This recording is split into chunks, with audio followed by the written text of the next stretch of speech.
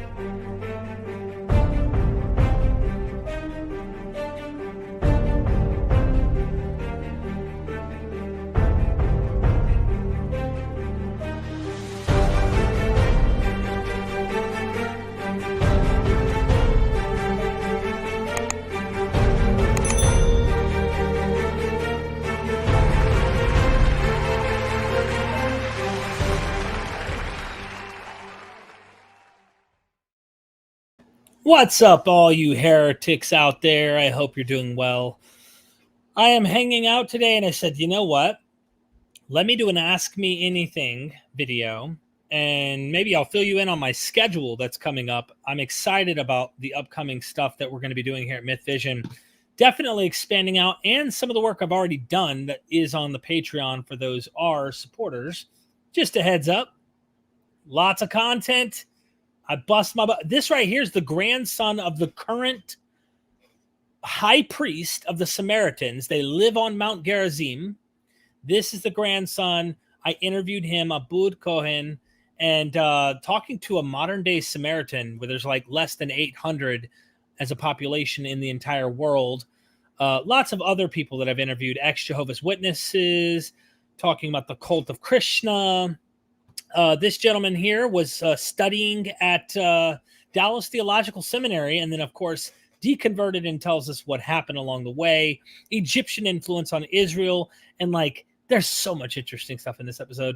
I've been pumping out a lot of content, so there's a lot of material. If you haven't joined the Patreon, consider doing so.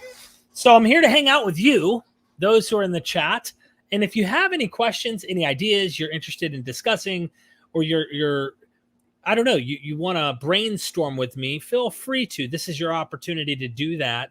So just giving it a shout out in the chat. Is it Radawan Abdullah says anything? OG Skywatch. I don't know. The question is, but the answer is aliens. You mean extraterrestrials?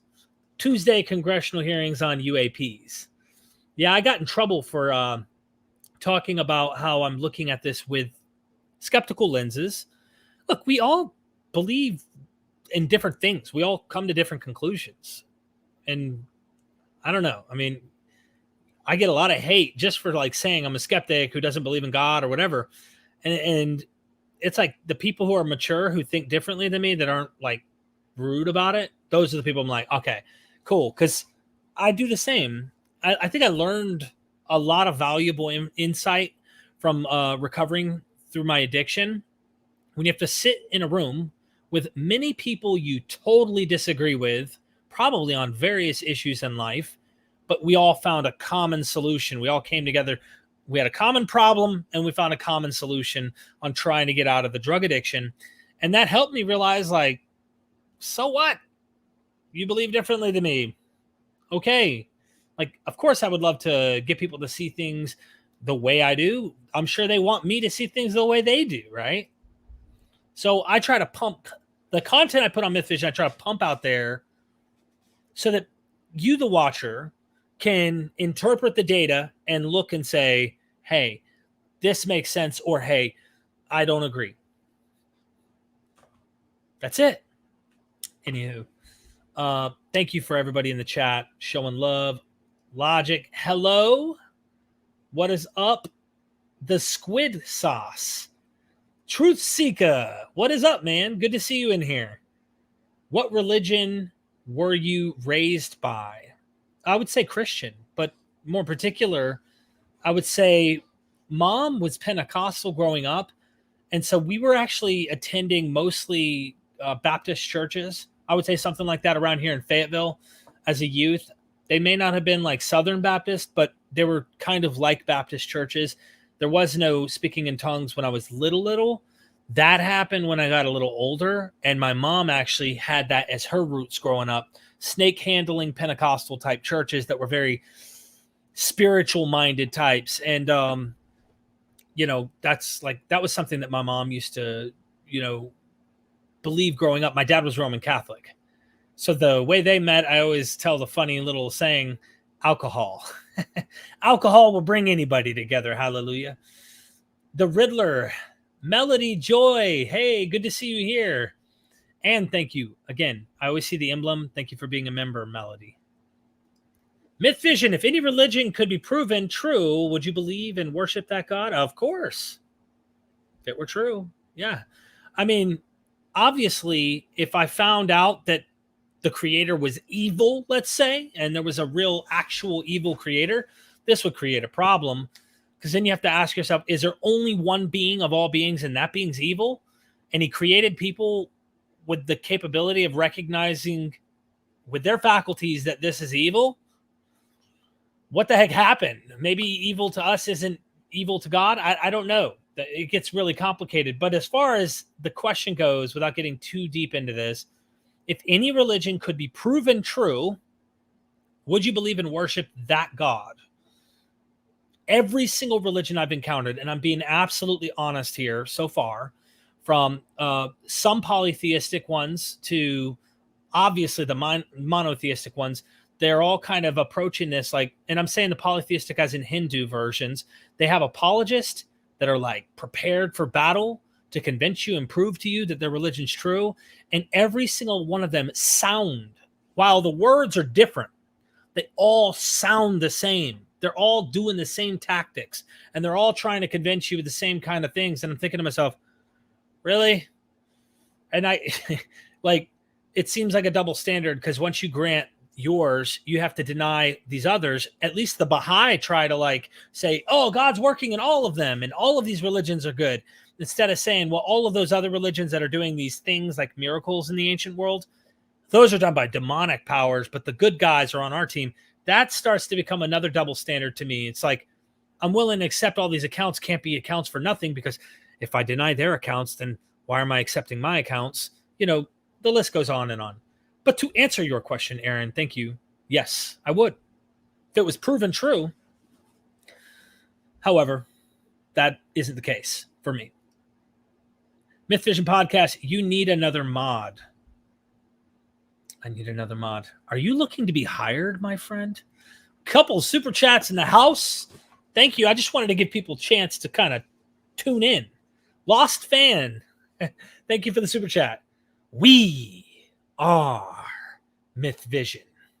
Do you ever feel concerned about giving platforms to ideas, conspiracies, things that are dumb and should be ignored? Yes, I do. And I'm a one-man army. So I do everything. And there are some things my wife helps me with, but everything that happens to be on my channel is from me to reaching out to recording to editing the content, creating the thumbnails, the titles, the descriptions, the tags, the everything, and planning and coordinating. Everything is me. And so sometimes when I go into researching and trying to find people in a particular area, I don't do an exhaustive search sometimes of the work. And I'm trying to stop just jumping into interviews. But sometimes their ideas, once I get them on, I'm like, oh, wow, there's definitely some stuff I wouldn't have wanted on. I'm not giving any names, okay? So don't try to pin me down on that. But there's definitely people where I've been after the interview, I'm like, what the hell was that? Now, this is a while back, of course, and I can't change that. But at the same time, I'm glad the audience, I think that most people can discern things like that. Most others who may not have that kind of capability of discerning, it just shows that I'm open-minded to have conversations, but I'm very kind. That's the problem with my channel, though. I must admit, one of my own flaws is I am a complimentary host. I'm a host who wants to compliment the guest. I'm not a hardball, pitch hard, critical kind of guy. I don't pick apart my guest. It's not my nature, and it's not the nature of this channel, nor the nature of me. I get along with everybody mainly, and I've always tried to avoid that kind of conflict and allow the audience to make their minds up and see the contention. I'm open and honest in my conclusions, but I let others draw their own conclusions rather than me shoving it down their throats. So I don't know if I think I answered your question, but sometimes I do entertain things that I think aren't so ridiculous, but they may be conspiracy theories. Maybe even some of the content I do on Islam right now might fit that category to some degree. I'm not fairly certain on some of the things I've entertained right now, if that's the correct path, but it's very difficult finding academics that are like non-apologetic and they're coming on and being critical and showing, like, I wish Patricia Crone, for example, was still alive. She died of cancer. If she was alive, I would love to have picked her brain and learned from her. But yeah, anyway, I'm rambling. Thank you for that super chat. I hope that answers your question, Lost Fan. Are you ever going to do a video again with Holy Kool-Aid? Absolutely. At some point, it's inevitable. It's fate. Thank you so much. Jorge Torres, I hope I'm saying is it George or Jorge? Look, I can't pronounce things properly. Everybody knows that's my sin.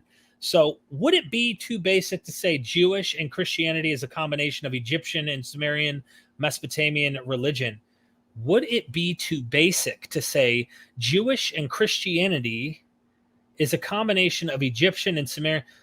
I would say if you're going to factor in Jewish and Christianity as a combination of Egyptian and Sumerian Mesopotamian religion and stuff like that, I would prefer to say Alexandria, Egypt. When we look at what happens in Alexandria, Egypt, there is a combination of Egyptian ideas. Now, as far as Mesopotamian, if you're saying Jewish, yes. So if the question is the Hebrew Bible, and then, of course, the New Testament, what we'd like to refer to as Christianity anachronistically, is it a combination of Egyptian and Sumerian? I don't know so much about the New Testament itself with Egyptian. I think there could be some influence.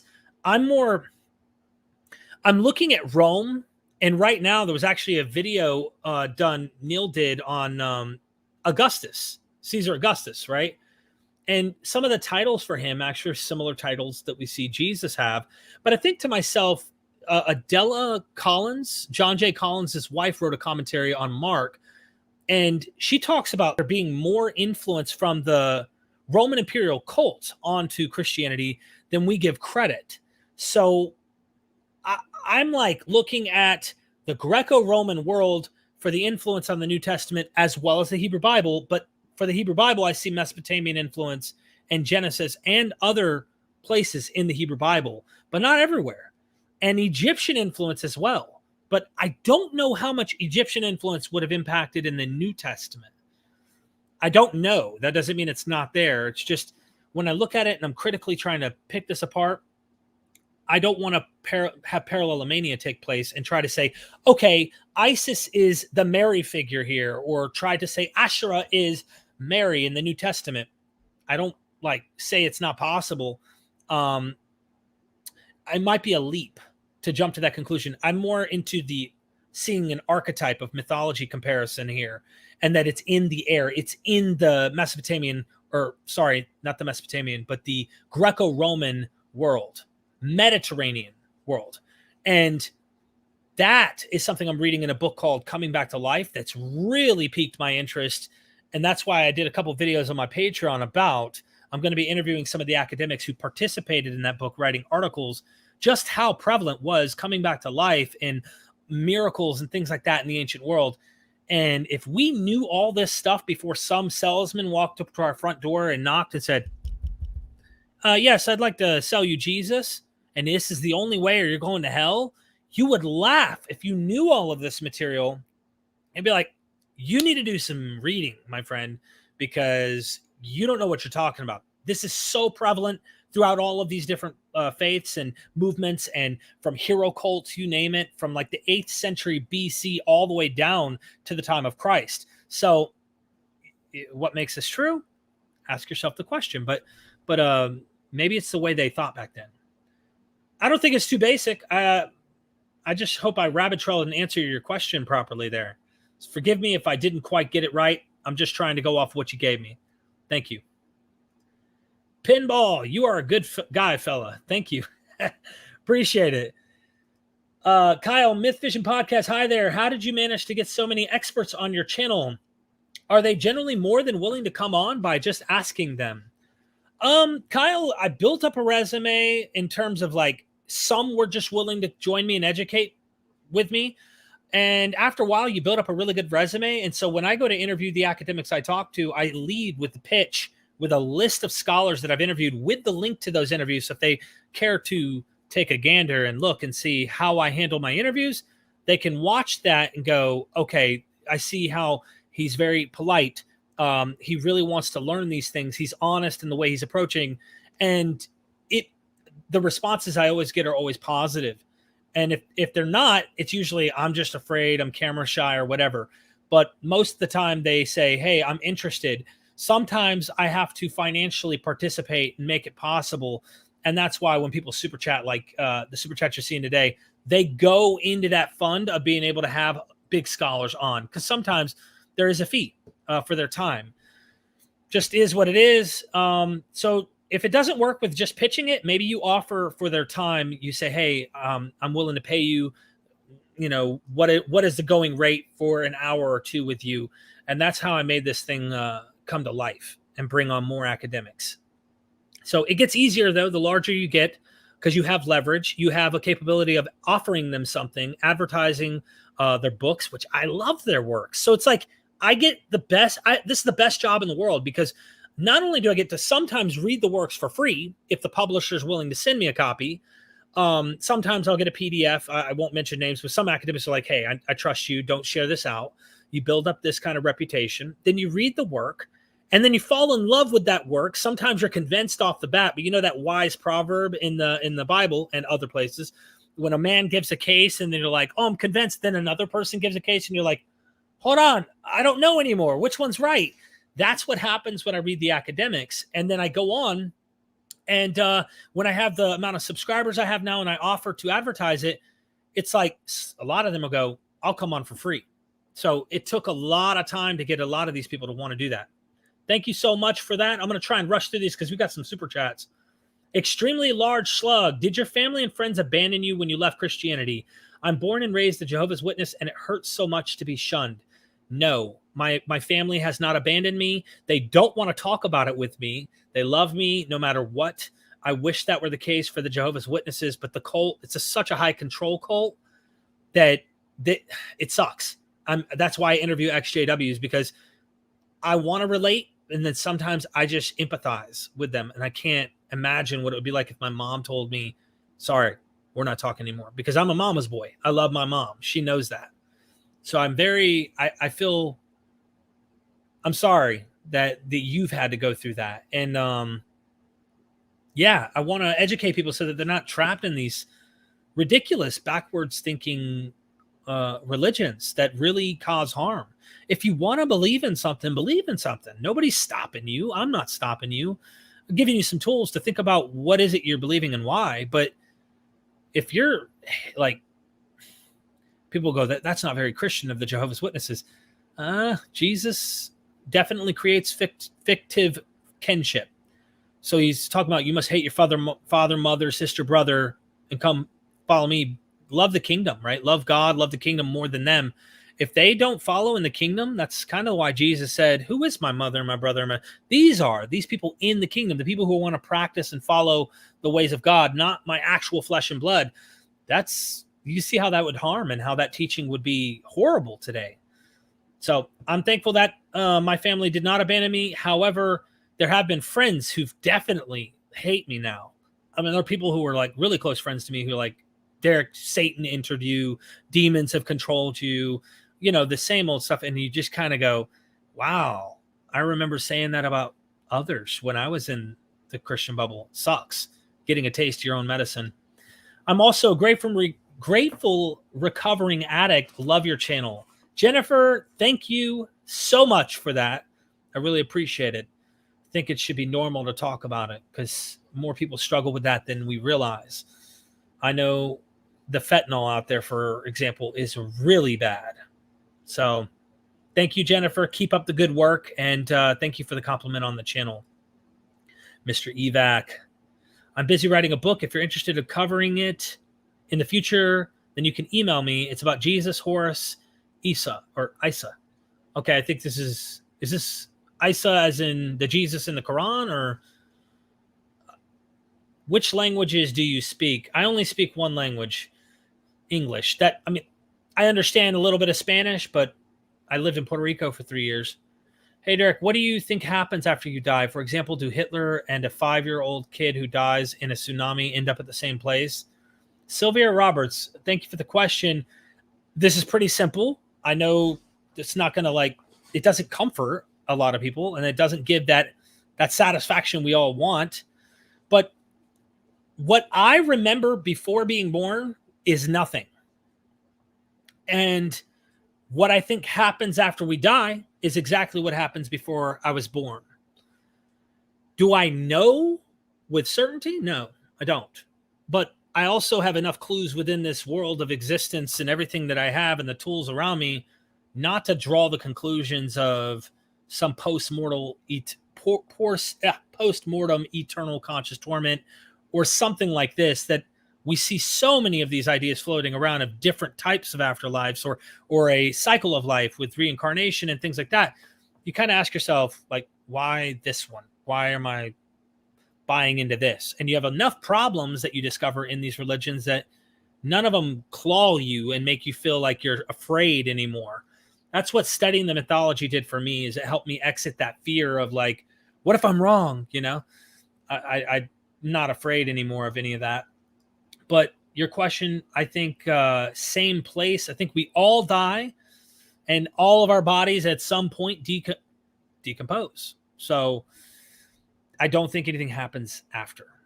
I know that doesn't satisfy the idea of like, Hitler deserves worse, but the 5-year-old deserves better. They didn't get better. I know. It sucks. It sucks. I know. So I understand why people want to posit a pretty problem-solving solution to that. I just want to follow what I think the evidence leads to and not drive home with some type of psychological or emotional demand for retribution, or this child deserves a gift because they didn't get it here. I don't think it'll matter afterwards. Just saying. Hey, what's up, Scholar Vid? Mr. Wireless, thank you so much for the compliment. You're cute. Is there a religion you could make true? Is there one you would? Make true? Geez, I would make a religion that all religions in some way, if we could make them all a little more progressive, I guess. I don't know. That's a very strange question, Mr. Willis. I always don't know how to pronounce your name often. I don't know. I don't know. That's an interesting one I'd have to think about. But one that doesn't hate, like where they all get along, and it's just kind of like trying on Adidas versus Nike without like, you're wearing Adidas? Oh, hell no. And the other person's going, Nike? What? Like, no, cultural, whatever. You just enjoy it because this is what the region or the culture likes. But that also drives home, like, are these religions culturally based?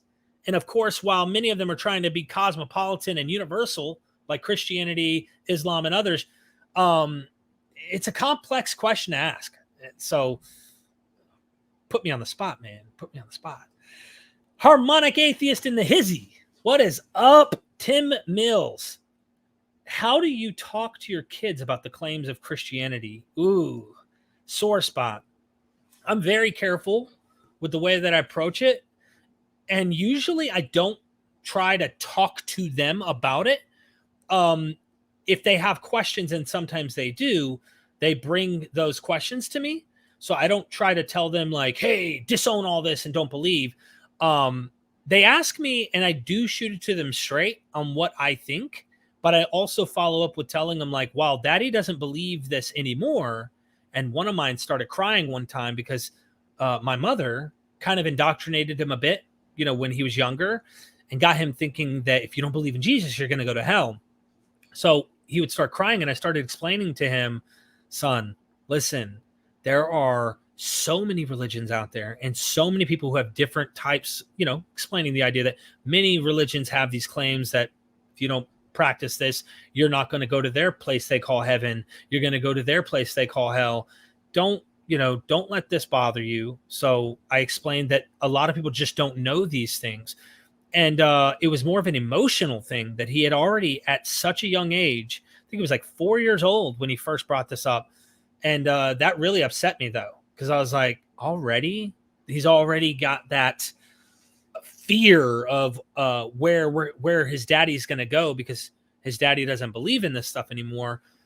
But I also don't push it on him to tell him he needs to not believe or whatever. So that is the way that I approach it. There hasn't been like we need to sit down and talk about this as a family, and I need to explain to you. My wife thinks there's a higher power of some sort. She thinks there's something that is a being of some sort that's in control. She can't, because the one thing, she gets to that existential crisis type point where she's like, if there isn't, then what's the point? There is no point, right? And you can see nihilism is already like at the forefront. If there's not something beyond that has to be that like foundation for her. And for me, it's not necessary. I was afraid when I left, but we haven't really talked about this. But as far as indoctrination goes, I have tried to like let him know many people are not going to think like you. So you have to get over that. And you got to start to think bigger and understand that others have feelings. Can you imagine? You don't like to hear that daddy's going to go to that place, right? So why do you think that place exists? And then I put it back on him to ask him questions where he doesn't have an answer for. But he was told when he would go to church with my mom many years back. So great question. Sore spot, because one of mine, I think, is convinced. Two of them aren't. I have 3 kids. And, or at least one of them thinks that's true because he was taught by his grandma a lot on that. But I know you're going through some tough times too over there, Tim. And I encourage everyone to go subscribe to your channel, man. You're doing so many great things over there, and you have my back in many ways. I do appreciate you. And I just hope things get better at home for you, because you're living in this kind of question dynamic. And I don't have that issue because my wife was always really laid back. She was never really like a devout Christian, even when I tried to shove it down her throat. Shout out everybody in the chat here. I'm just skipping. Uh-oh, my thing refreshed. Skip it down, sorry. Good question, Harmonic asks. If you could, I mean. Mr. Willis asks, do you still believe in a God or higher power, even though you don't believe in a particular religion? That's a very vague question. In terms of a God, no. If you wanted to say, do I believe in a higher power? I think I had the capability the whole time, and the people around me as a unit. So I look to the natural world now. So it's not like a vague spiritual type of metaphysical, there's something going on out there. I think that I look to myself and to others around me for my solutions. So I don't, if we're thinking in the same way of what we mean by gods or higher powers, but I think that if I just look at myself within and I believed in me and those who people around me, that's what works for me. In fact, getting to that message, when you go to AA and NA and all these 12-step meetings, you notice that some of the people call God, they use it as an acronym, GOD, group of drunks. So they say, my God is this group of drunks. And when we come together, somehow we get sober. So I think there's an important psychological reason why humans together can accomplish things that individuals can't. And yeah, being more like open and communicating with other people, that helped a part of my recovery as well. But no, in the definitions that I was mentioning earlier. Okay. Anthony Spurgeon, thank you for the super chat. What do you think of the theory the universe itself is alive and the visible universe is part of its body? I mean, it's an interesting thing I've thought about when people will show like images of galaxies developing and forming, and it looks like veins are in the universe and the cosmos. And if you look close at our molecular level, or if you're checking out the cells within the eye, or, you know, things like the Fibonacci sequence and other things make you wonder, like, what's up with the patterns of nature and what's going on? Why is there some structure to this thing that we call the universe? You know, I've thought about these things. I don't know, right? I'd be agnostic in knowing whether or not the universe is conscious in some sense, but I definitely, while I say I don't know, I don't walk around thinking it's true. Personally, I'm not certain of that. So call me an agnostic on the issue, but I have interviewed, Bernardo Kastrup has this kind of philosophical position of idealism where he thinks the universe is, like a mind, and it's not a perfect mind. It's trying to figure itself out. Like, it makes mistakes and it doesn't really know what it's doing. And, you know, just really difficult, complex things to think about. I don't know. Don't know the answer to this question. Just personally not convinced. I don't look at rocks and things like that like they're conscious either. You know, I don't look at some of these things and say, well, that's conscious. My definition of what I mean by conscious is another question we'd have to get over and talk about. Thank you for that super chat, though. I really appreciate that. I hope I answered your question, at least coming from me, my opinion. Joel Pearson, good to see you, man. Don't forget to hit the like as a middle finger to the algorithm gods. Yes, Jonathan Sheffield hooked me up with the intro. Yes, I will do more episodes on Mormonism. I just binged all of them and we're so good. I need more, please. There's a couple more I haven't even made public on my Patreon, and I forgot to. There's like 2 or 3. But yes, I plan on doing more with Mormonism. Hello, good to see you. Colt Tastic on the whole, great people, including Dr. Bob. Yeah, he was a great guy. And I mean, look, I have no hard feelings with Bob. I just personally had to cut ties, Ray. I appreciate you mentioning that. What state do you live in? North Carolina. Your content is great. No tinsel. If there was a tyrant king who was going to torture me unless I bowed to him, I'd probably bow to him. Yeah. Like, people have said, when you're a Christian, do you think if they put a sword to your throat when the Roman Empire was telling you to light a candle to the Caesar or whatever, would you do it or would you die? I like to think that I would do it and then just say, God forgive me, and move on with my life.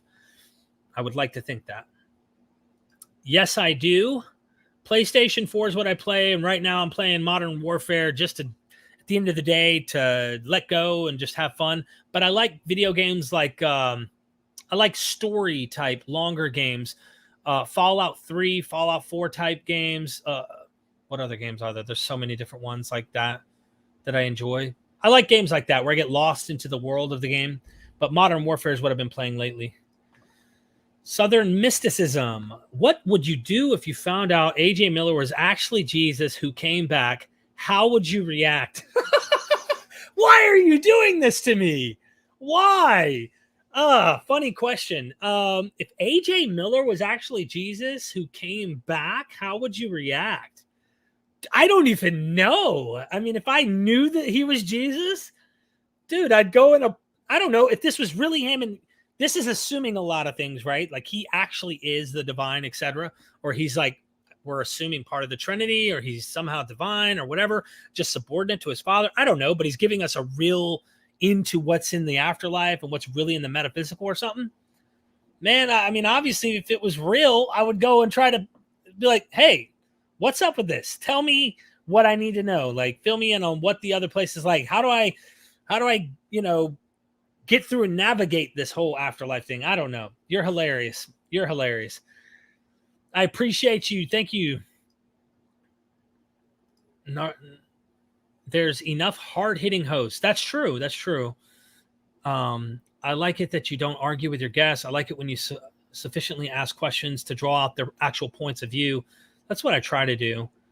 I listen to every type of music, everything from hip-hop, country, rock and roll, you name it, even classical. Do you consider yourself spiritual? If yes, what is that for you? I mean, I'm a naturalist. So when I hear people say they're spiritual, I try to find how that would correlate to a naturalist point of view. I always try to find things in common with people who are spiritual, because I think what they mean for spiritual might be something I mean psychological. Maybe we can find some common ground there. But when I was spiritual, it depended on in my life where I was at that. When I first got clean off drugs, I called myself spiritual. And what I did is I started practicing what I called were spiritual principles. But all it meant was I was really taking wise advice on things that worked in the practical world, in the natural world around us. And we call them spiritual principles, like honesty. They call that a spiritual principle. So I guess you say, if you want to call it a spiritual principle, and in that sense, it's spiritual. Yeah, I'm very spiritual in that sense. I want to try and remain honest. I want to try and remain these things that I think work well and are good things to have. But if you mean spiritual in the metaphysical sense, like there's some type of being or mind or whatever, or something like that, or whatever, I don't go there. Just have to define your terms. Will you invite Majesty of Reason? I don't know who that is. Maybe you can email me, derek@mythvisionpodcast.com. What kind of car do you drive? Do you have a motorcycle? I don't. My wife has a Dodge Durango. I bought her, and I have an old Hyundai, and it's really running down pretty bad. I got to work on it at some point. JS says, MythVision podcast, Dr. Ryan M. Armstrong, PhD, Old Testament, Princeton, has tried to contact you for potential interview. He's an upcoming scholar here on YouTube. Can you email me? Because I have somehow probably missed this email. Email. Please email me, derek@mythvisionpodcast.com. It's in the description, but I'm going to post it. So you guys, if you have like a scholar you want me to look into, I'd be interested in looking at the credentials, checking them out before I do an interview with them and see what's up from there. Yes, I went to college, Carolina Bible College, for a couple years. Hey, what's up, Derek? Your name is spelled the right way, my friend. D. Barker, good to see you. How do I super chat? Should give you an option right underneath where you're posting a comment. Feel free to do that, and I think it might have you connect. YouTube will probably have it connect to debit or PayPal or something. I do PayPal with mine. Click dollar under comments. Ricky Johnson, thank you for being a member, man, and good to see you here in the chat. I appreciate you. I do plan on doing some stuff with the membership options on the channel. Chat should have a money button in it, different on different platforms. So it depends. Okay. I'm 33 years old. I'm supposed to be crucified soon. This is so cool. Derek is rightly recognizing himself as an expert, well worth listening to. Not an expert at all. But David, I appreciate the compliment. I will tell you if I don't know something, I will give you my opinion. Not an expert at all, my friend. I interview experts. That doesn't mean eventually I wouldn't possibly go for a master's PhD program. I've been encouraged by many academics to do that. I don't even know where I want to do that right now. I am exploring the gambit. I am checking out the world of ideas that are out there right now. And I have very limited time as it is. So going to college and doing all that would be, pain in the butt. But I can convey what many academics do say and try to regurgitate what makes sense to me. So thank you. Native atheist, boxers or briefs?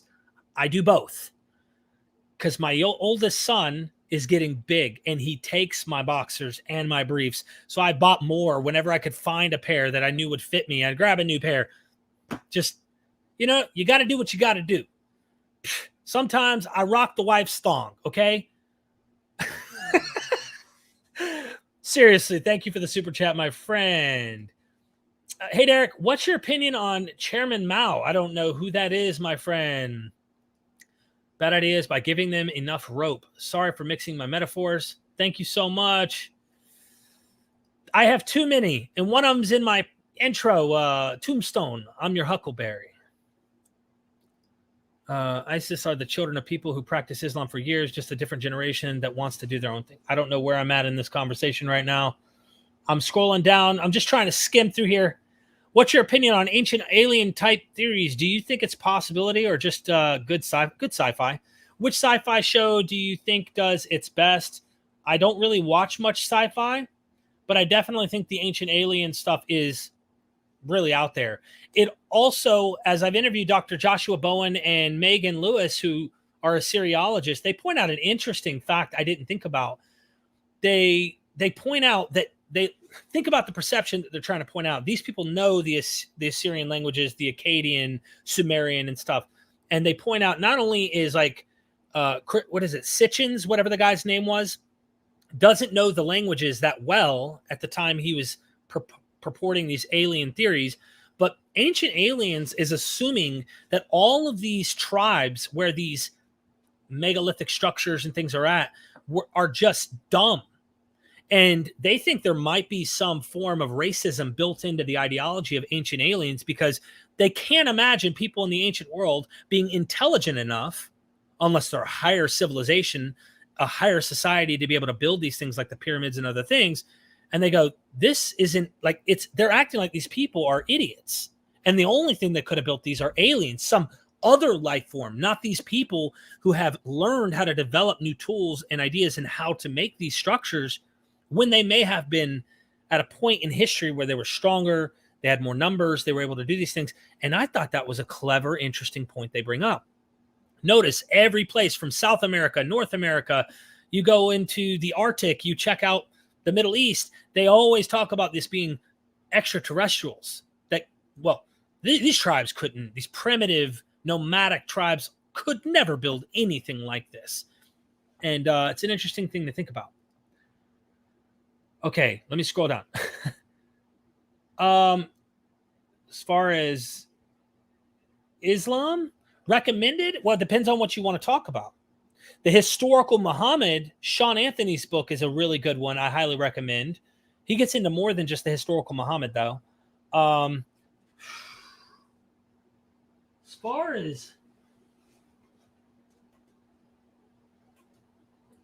As far as critical scholarship, Robert Hoyland has quite a few interesting ones. In God's Path that I've listened to on Audible on my way to Texas. He also has another one. The name of it's passing by. I cannot remember. I would also recommend reading Patricia Crone's work, even though some of it is outdated. She was a god. As far as Islamic work goes, she was a god. And even the modern Western academics acknowledge this. They go, there's nobody who did the things she did in Western scholarship in Islam, like Islamic work. She's amazing. Really, really highly recommend her. All right, skipping down some here. I hope you could interview Dr. Michael Brown and talk about Jesus being the Jewish Messiah. Also, I hope you could raise some objections to him, W. Singer arguments, or maybe yours. Maybe I will at some point. I might even host a debate at some point. I'd like to bring him on. You know, he is an apologist. Of course, he believes, Jesus is the way. I'll have to put some thought into this about how I'd want to approach it. But thank you for the idea. I appreciate it. Man, Bear, Pig, have you thought about branching out into medieval history, maybe conflicts within Christianity, Islam, and against each other? Dan Jones would be an awesome guest. If you could email me any academics that you think would be an interesting interview, I 100% am interested in this.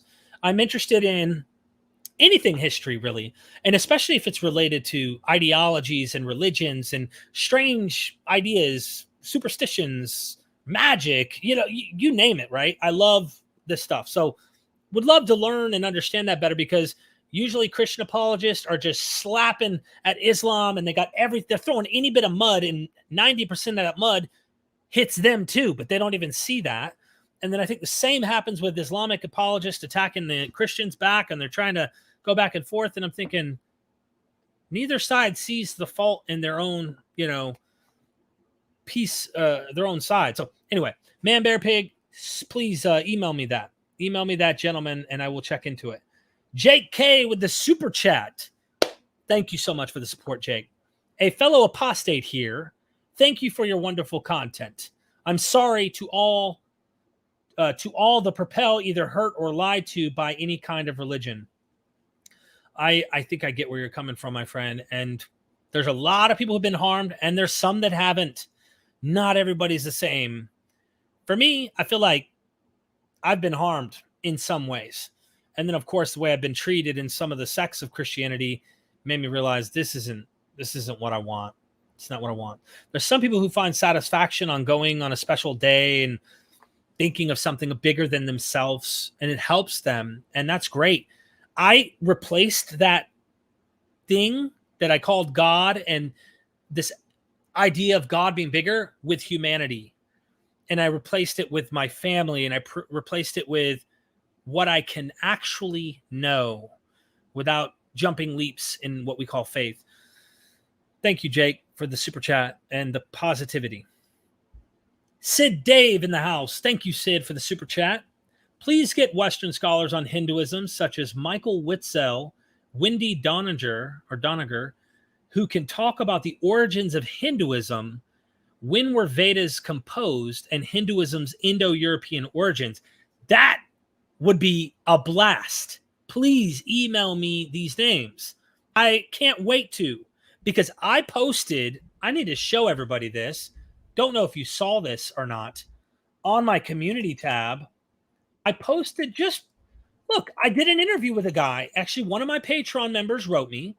They suggested that I interview a gentleman who was in the Hare Krishna cult. So I ended up interviewing him, and it was amazing hearing about these gurus who actually, they told members to go murder certain people because they were telling lies on them or whatever. Check this out. So this is the modern Samaritan. You hit over, killing for Krishna. And in this interview, right away, if you go down here in the chat, there's already Hindu apologists that are jumping in, and they are like, laugh out loud, killing for Krishna. These white dudes still carry colonial biases. There's a dude named Aaron Ra. He was telling that there was a Muslim killed in India for eating beef while he was a cattle thief, and farmers caught him in the act. Like, he's already defending the fact that someone might have murdered somebody in a backward society, the way that they're acting and treating people. Cut your hand off if you're a thief. Let's not do that to people who are thieves. Let's learn how to rehabilitate people and teach people how to act like normal people. You will find such fake stories in West a lot. So, there's already people who are waiting for me to do this kind of content. Just be mindful. So please email me. I'll be getting a ton of emails after this show. I can feel it already. Daniel Boatman, just curious as to whether or not you remember me and our conversations on Facebook. Daniel, I don't. I'm not going to lie, man. But let me just see if I can pop your name up, and then it might refresh my memory. How about that? While we're live, I'm going to check and see if I remember you. Facebook is loading slow. Okay. Let's see what we got here. I think this is you. I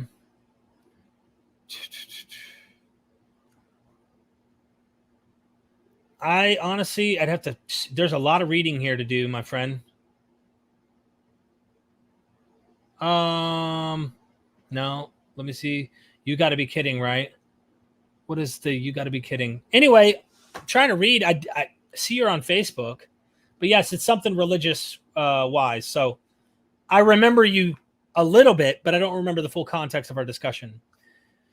JK, thank you again. By the way, is Dr. Carrier coming back anytime soon? I haven't scheduled anything with him, but that can change. That can change. He is one of the academics I pay to have him on. And thank you. Start covering Hinduism, non-Abrahamic faiths. I do plan on doing that. I do. And trust me, I heard there's a lot of Hindu nationalists that are extremists, really, really bad over in India. So I've heard maybe we can tackle some of that religion and I can get more hate, right? No. But I really, that's not my aim. I really like to know where these things come from, where these ideas come from, why. Anyway, I got to skip down. We got a lot of super chats and I can't leave everybody ignored here. So thank you for everybody. I tried to spend as much time as I could. Mr. Monster, I sent you the link on Messenger, but you should check out a new movie called The Harbinger, written by this dude, Jonathan Kahn. He is crazy. He's crazy. Thank you, Mr. Monster. I have to check Messenger. Did you just send this to me the other day? Because I think I thought you messaged me. I'll have to check again, man. I will check again. I got too many messages going on here. Thank you for the super chat, man. I'd be happy to check it out. I also have a documentary I need to watch as well. I might actually be participating, fingers crossed, in a documentary as a skeptic on one of these documentaries. It would be a highly produced, I'd get a chance to travel potentially to like pyramids in South America, Middle East, other areas of the world. And if that ends up happening, that will be amazing. I really, really, really would like that. So I could do some filming myself of these sites. Trip, thank you for the super chat. Is it ever awkward when talking to Tovia Singer when he claims the Old Testament is completely true? Also, have you ever gotten death threats? I've had 3 death threats since starting MythVision. Quite odd that I haven't had too many. I think I carry myself in a way where I'm not like trying. I really am not trying to piss people off. Like, that's not my goal. Is it awkward? Not to me. It's not awkward. I already know he thinks that. He knows. Ladies and gentlemen, I must make this very clear. I talk to Rabbi once every 2-3 weeks. Maybe we talk on the phone. He knows what I think. He knows I don't think that his religion's true. He knows that I don't believe the Old Testament or the Hebrew Bible is true. So I'm very kind in giving him that space to do his anti-apologetics against Christianity. Mind you, the reason why it works so well towards Christianity is Christianity depends on the literature that Rabbi says is his, right? It comes from the Jewish faith, according to Rabbi. So, like, Christianity, unless you're a Gnostic, really can't like divorce itself from the foundation of its literature, which would be its Hebrew Bible. It tries to in some way. Oh, that was the Hebrew Bible. We're not practicing that anymore. We're under the new covenant or whatever. But that's why it works so well. And for me, Rabbi respects me for that. He knows I don't believe that. He knows I've done episodes that are critically against the Hebrew Bible and the God of the Hebrew Bible. So I can imagine, like, for a while it was till we had all these conversations, I was a bit like, oh gosh, I already know so many people are going to hate me on YouTube because I'm this atheist who has Rabbi on, who's like saying the Old Testament's good and Christianity's false. But after a while, you get used to seeing the critical and hate mail and the hate messages and stuff. And you just kind of go, look, is what it is. Everybody knows that Rabbi believes he's a practicing Jew who believes his literature. He believes this is true. I don't. And I do like the next episodes with like John J. Collins showing how the Hebrew Bible failed or a prophecy failed or the God of the Hebrew Bible evolved from this place and that place. You know, is what it is. Thank you for the super chat, Trip. Sid Dave, please get scholars on Buddhism and how it evolved from Hinduism and Jainism and historicity of the Buddha and how Buddhism spread. I want, I'm a one-man army. I really, Sid, this is a great point to make to everybody who loves watching MythVision. I get your help too. You're helping me. Every academic you send me, if you're even able to make contact with the academics and say, look, they're legit, serious scholarship. They're not like fringe out there, quacky, wild ideas, and they're legit scholars that like have PhDs in the field and stuff like that. I would love to dive into an area I don't know with PhDs that are in academia and interview on these topics. But because I don't know the area or the terrain, I need those who follow MythVision's help on figuring out who they are. So please help me if you know of any. And I think you probably do based on some of your comments. Thank you so much. Next super chat. Make sure I got the next one here. Is it David the Goliath? It is.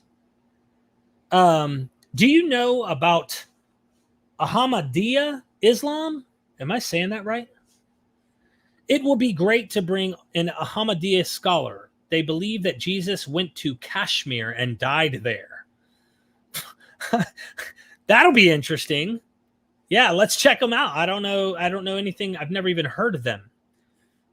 There's all sorts of little splinter sects off of Islam that we could look into. But yeah, thank you, David the Goliath, for the super chat. Just following up, seeing if there was any follow-up from you there. Okay, someone, Tony in here, says, hey, Derek, have you explored the claims of or interviewed near-death experiencers. Some are very compelling, and yet many don't relate to the religious views of heaven and hell, but rather a wonderful afterlife. I have thought about entertaining, interviewing people that might be in this area. However, I do think that apologetics work a lot of times in these areas of near-death experiences. So you got to be careful what you're getting yourself into here.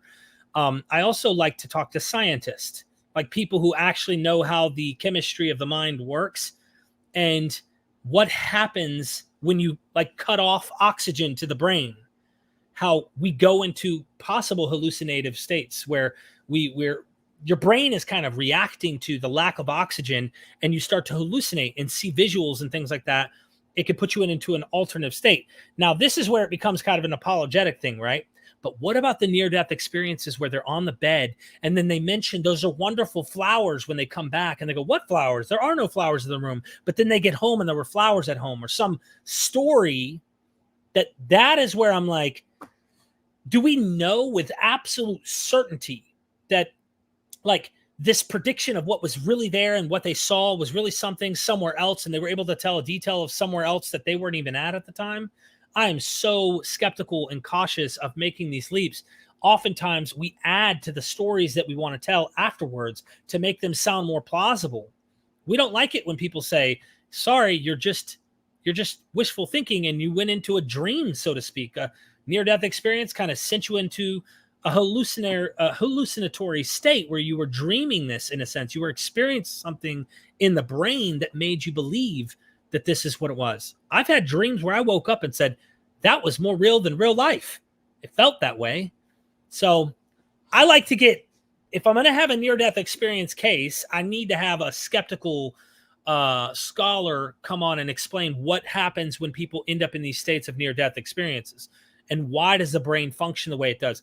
That's my thing, because I'm used to coming from the side of believing and just having faith and assuming that there's a God or a demon or a ghost or an angel or a leprechaun or whatever. My point is like it's usually something fantastical, and that's why I'm very cautious. Anyway, Marcelo, thank you. Hi, Derek. Great job. And very important to help people get out of the indoctrination machines. I survived being a member of pseudo-Gnostic sect and would love to share my experience if of interest. Please email me.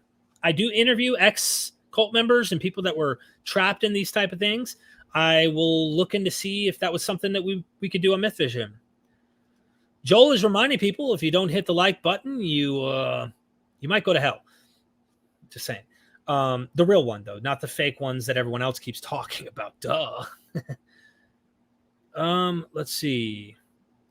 Daniel Kelly. Awesome. Thank you for the super chat. Awesome and slightly giddy chat with Oppie. Thankful that you think that. Are you warming to doing more philosophy of religion stuff or keeping it on myth and textual criticism? I would be happy to do both. I would be happy to do more on the philosophy of religion. The thing about it that I always had a distaste in philosophy was people make, like, it seems like that's the escape now for a lot of apologists. They go to philosophy because in philosophy, a lot of it is word salad. Like, it is word salad. You can make your salad however you want it to taste, and it could sound rational to you, and you could just convince yourself. It just seems that way to me. And I've talked to many people who are highly educated with philosophy, and they understand. They said, Derek, you're not lying. That is the case. However, it doesn't hurt to mentally exercise and learn philosophy and stuff. But I'm more like finding out evidence that God has a body, an actual pecker, and has children and things like that. What do you mean? The philosophical God? No.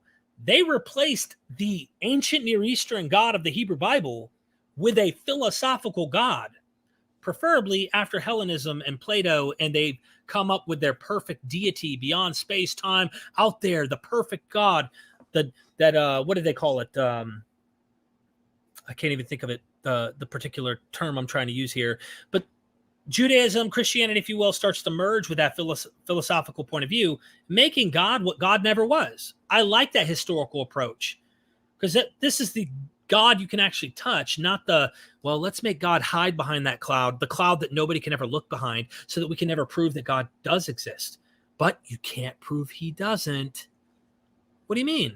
Like, the Bible doesn't talk about God like that. And neither does the ancient Near Eastern literature and other literature that's out there in the world. It's philosophy that starts to do this with God. Now, you have to ask yourself, I think philosophy helped advance other areas in our thinking, even science and things like that over time. But God keeps evolving. So I don't know, man. I would like to do both. So thank you, Daniel, for the super chat. I hope I'm not taking off that question, going somewhere that I did. Hope I answered it, is my point. Far Sight, thank you for the super chat. Appreciate your rational scientific skepticism, Derek. Stay strong. We don't know what we don't know, and we shouldn't pretend that we do. Well said. I don't think I could say that any better. That was really well put. And I'm not going to pretend that it is, because it makes me feel good. I have enough experience in my own life that makes me feel good. There are ways in which I know how to, especially when you've almost died of heroin, you figure out what works and doesn't work in the world we live in. So, yeah, for me, man, that well put. Thank you for the super chat. Slime, thank you for the super chat. I've seen Muslim scholars with you brush off the Petra Qibla theory as nonsense without any explanation, regardless of the evidence. Why let them escape? I've seen Muslim scholars with you brush off. I don't know if I've had any actual Muslim scholars on. I've had Muslims join me, but the Petra Qibla, I know Islamic scholars that are studying this stuff, and they say, like, no, this is not the truth. The whole Petra thing falls apart. I just recently did one on Jerusalem being the birthplace, and I'm not even certain that that's the case, but there's an interesting case being made in the series right now. But as far as the Petra Qibla, I don't really know the theory too well. There are people like Jay Smith and these other apologists that are Christian apologists that are attacking Islam that like to use the Petra Qibla theory, or hypotheses, really, because it's not even technically a theory. It's just a hypothesis. And most of the academics I talk to who are researching stuff say, no, that is nonsense. And they're not saying that because of the Islamic narrative. They're saying that because they've looked into the theories and they're saying, no, that's not the case. Now, if you're asking me why I didn't press them and have them, go deep into showing why that's not the case, maybe I will. And that might be something I need to do at some point. If I could find an academic who's ready to just give some of the evidences for why that's not the case. Yeah. But thank you for that. Liliana Stone, thank you for the super chat. I appreciate it. I didn't see a comment. Making sure I did. Make sure I didn't miss it. Nope. Thank you for the support. I really appreciate that. Seriously. I always like to look to make sure that I didn't miss something. And thank you for just helping out. Real quick, I want to give Jojo Freelancer. Jojo, I want to say this once, my friend. I love you. I love you in the chat. I'm glad you're in the chat. I don't, from now on any live streams, my friend, I don't want to jump off of the screen I'm on to go to PayPal and do all that kind of stuff to try and find questions and things like that. So I understand if you can't set up through super chats and things like that. I understand. That's fine. But please, I don't want to jump around. It's too much for me. So please don't do it that way anymore. Someone says, get him on MythVision. Friendly Muslim, would you love me more if I was an atheist, or do you love me the way I am? Dude, I love everybody. I really do. I'm not just saying that, Friendly Muslim. I really, really do. I'm not saying I love everyone equally, but I definitely have love and respect for everybody. I try to until they are rude and disrespectful to me, but you can stay the way you are. I have a lot of respect for people who, when given certain evidence and criteria, they actually wrestle with the data. They actually consider it honestly and try not to run into cognitive dissonance. I have more respect, but then again, at the end of the day, it's just, I'm a human. I have my limitations. And someone might argue, but Derek, even their cognitive dissonance, they couldn't help. Let's say they were trapped into thinking they were right no matter what, but they were really wrong. I mean, I have my limitations, right? So, but yeah, you're fine the way you are, my friend. Dalai Lama, thank you for being a member, and howdy. Saya, thank you for the super chat. 1,000 plus years into the future, do you think Christianity will go extinct or evolve to a point where it's unrecognizable from today's denominations, sects, etc.? Jeez, putting my brain to the job here. I mean, in 1,000 years from now, as quickly as the 19th, 20th, 21st century is moving and our advancements are being made, I imagine that if it doesn't go extinct and become like we look at Greek mythology and other mythologies in the world, if it doesn't become like the Greco-Roman mythologies, I imagine it will have evolved into something that is unrecognizable. So either one of those, I think, is inevitable, especially if we progress as humans. If we don't kill ourselves or send ourselves back to the Stone Age where we're scratching sticks and stones again to start fires, that is what I predict. 1,000 years from now, I mean, unless you're like Amish types and you're out there literally off the grid on purpose, trying to suppress the outside world for whatever reason, I don't see how that's going to maintain itself with the way we're headed. But here's the thing, I would also add to that. I also think the same thing of Islam, and I think the same thing even of Judaism. I think this is inevitably going to happen at some point where you're going to be dealing with a different thing. I don't even think it's going to look the same. Thank you so much for the super chat. I hope that answered your question. And it is my opinion, remember, but this is based on the way I see things heading. All right. Thank you so much. Jojo, just to see, you said, Secret of Mana, Secret of Evermore, Turanigma, Illusion of Gaia and Time, Zelda, A Link to the Past. I like Zelda. Love Zelda. I love the story from Zelda. You are bringing up the past. I love that. Steven Sorensen, MythVision Podcast. What's the most fringe view you think has some merit to it? Jeez. The most fringe view, like defining it as fringe. I mean, I guess if I'm going to stick to Christianity, the most fringe view that I think probably has some merit to it right now based on is potentially dying and rising gods. And I'm not saying like the motif, but Jesus in an agricultural sense. I'm not saying it's true. I'm saying I'm not certain it isn't. And that is because when I'm reading right here, this is the Roman imperial cult, some of the followers writing this, Tibulus, right, which is like 4-6 BC, right around the time Jesus is born. They're talking to the gods as if they're asking for the gods to bring the crops and to bring this is in the Mediterranean. And so here you have their view of the gods and a lamb sacrifice to renew this year, to renew life-giving and whatnot. So while I'm not necessarily saying Jesus' crucifixion is bringing, literal life of nature, what we're looking around us, I definitely think that in some sense it's connected to this dying and rising motif. If not, then all of the celestial and natural bodies that Paul is listing in 1 Corinthians 15, to me, would make no sense. So in some way, it's connected to the dying and rising God thing. And most academics think that's a fringe, outdated view. William Lane Craig loves to argue this point in his debates. But no, I think there's probably something to it. I don't know, maybe astrotheology has something to it as well. I don't know, because that one is a bit even more fringe. And I'm not so sure. I'm not talking about all astrotheology either. I'm specifically referring to the New Testament. And I'm not 100% sure if that's completely bunk in the New Testament or if there is some validity to it. Moving down here, I got to skip. I'm making sure I get you guys' super chats because I don't mean to be rude. And thank you so much.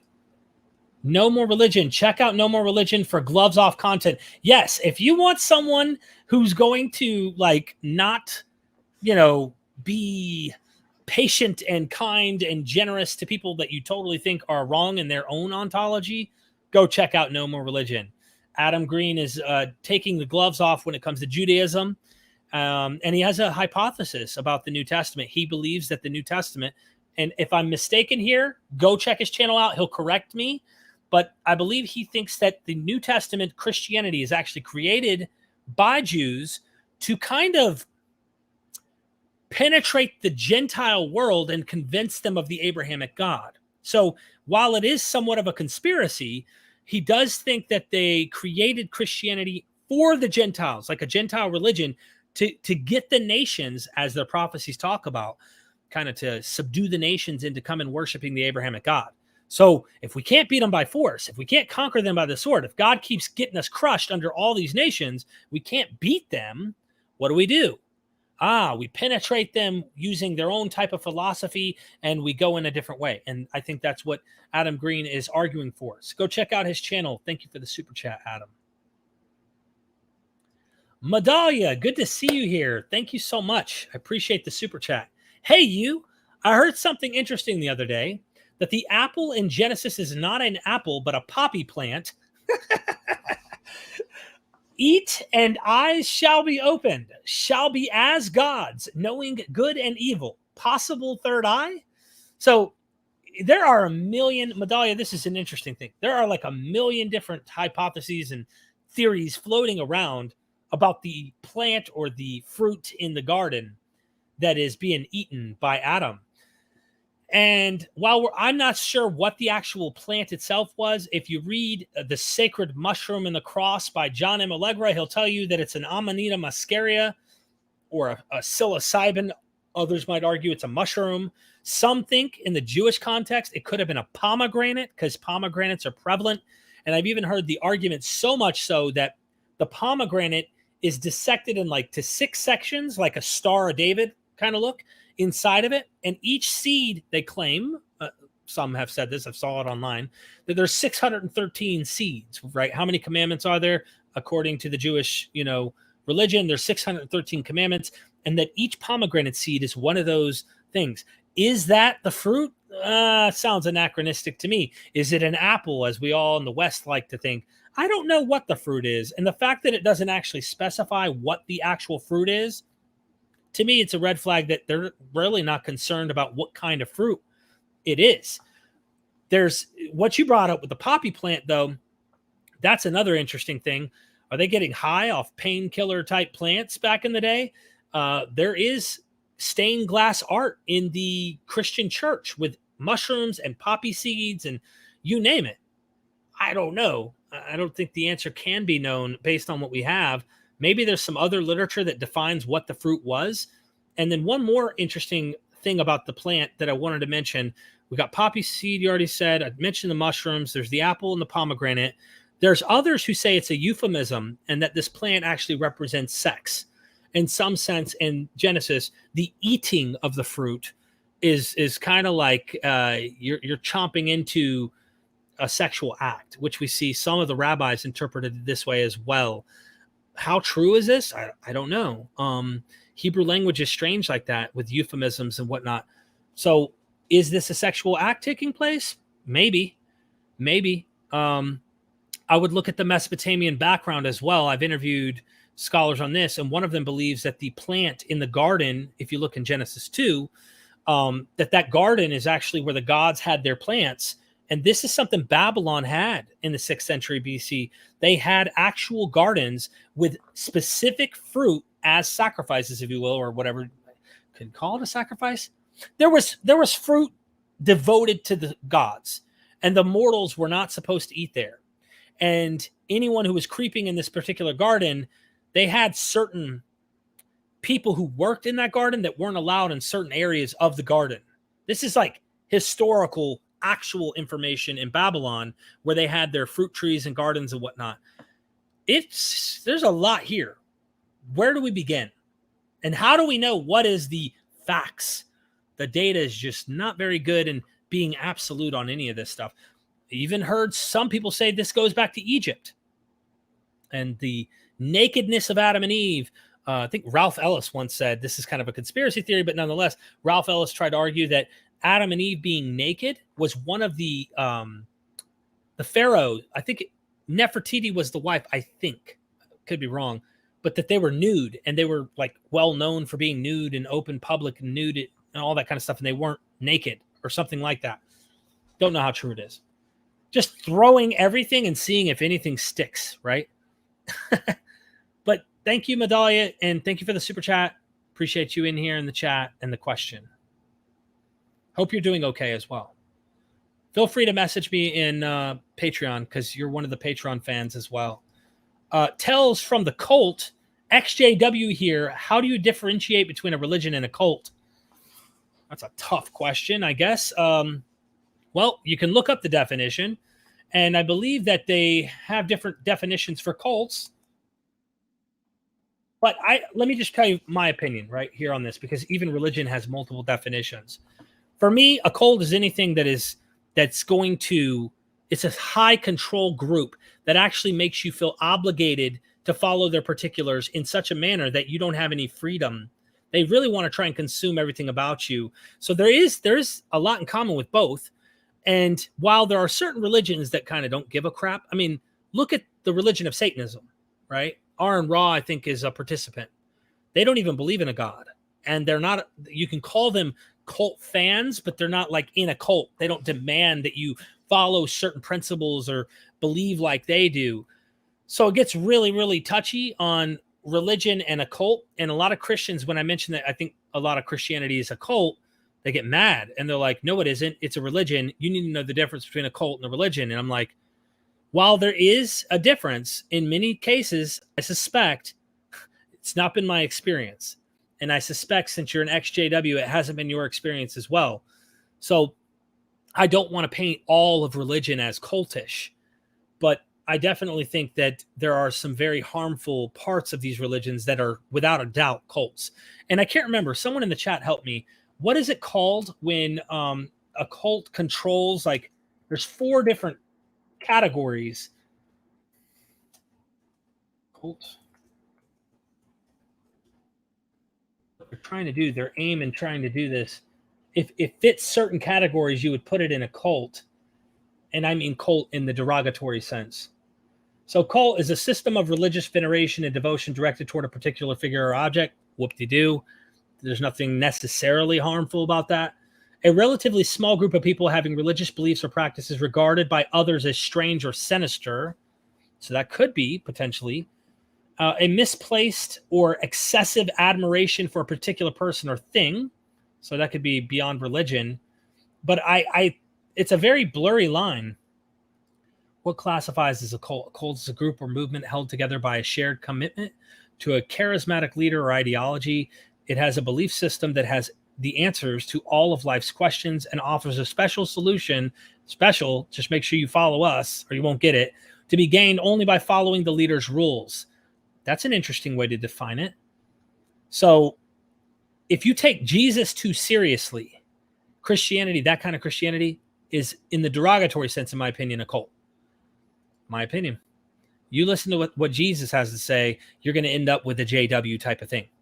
The JWs disown their family. Jesus said, who is my mother, my father? I said this earlier. You know, like he says some radical stuff, and there's some good and there's some bad. So I probably did not give a good differentiation between religion, though, and cult. Definition, religion. Let's see. All right. The belief in and worshiping of a superhuman controlling power, especially a personal god or gods. But I know religions that don't necessarily think that way. A particular system of faith and worship. So that's so general that, like, it doesn't necessarily have to fall under that negative category of a cult. And it could just be general. Like, I know some pagan friends of mine who fall into a religious category, but they're not in cults. They don't really, they're very friendly people, and they don't fall into any of that, like, we will demand you to follow our ways. A pursuit or interest to which someone ascribes supreme importance. Now that one would fall, that could fall under the cult derogatory definition. So, tells from the cult. Thank you for the super chat, my friend. I seriously appreciate it. I really do. Scrolling down here, just wanting to recognize everybody. If I haven't recognized you, just saying, if I haven't like recognize you in the chat, I just want you to know I do care, and I want to make sure I get all the super chats because they help support what I'm doing here.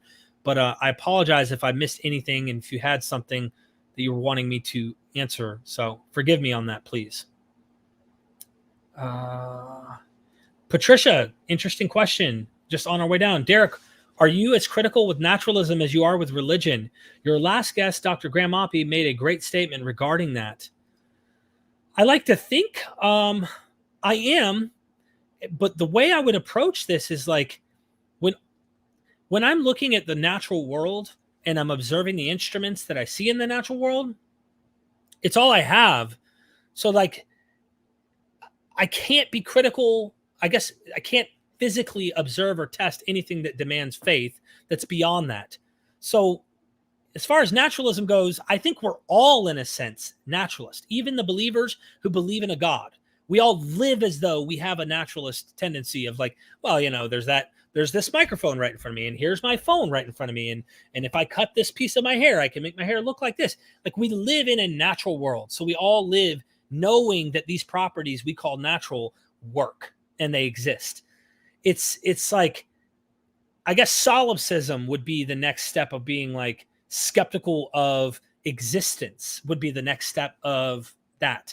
So I have no clue. I don't know what the arguments are philosophically there, but as far as like naturalism, these are the tools that make me think this makes the most sense for me. And I know some people who follow these religions who are naturalists, and they don't believe ontologically in the gods. They enjoy the tradition, the culture, the practices. Some people keep the Sabbath. They like having a day off. They love being rooted and nested in an old human culture of their ancestors or their friends or family or whatever. But they think that there's no gods or a God. I don't know. Did I dodge your question? Forgive me if I did. Inquisitive Mind, thank you for the super chat, my friend. I really seriously appreciate that. We are MythVision. That's right. That's right. So my friend Inquisitive Mind helps me with Islamic content. Just to give a shout out, he is the ghostwriter in some sense to a lot of the work that I do here at MythVision. And I want to give you a special shout out, man. Thank you. Let me go to the next one here. Jake K with the super sticker in the house again. I'm looking to see if I missed your chat, man.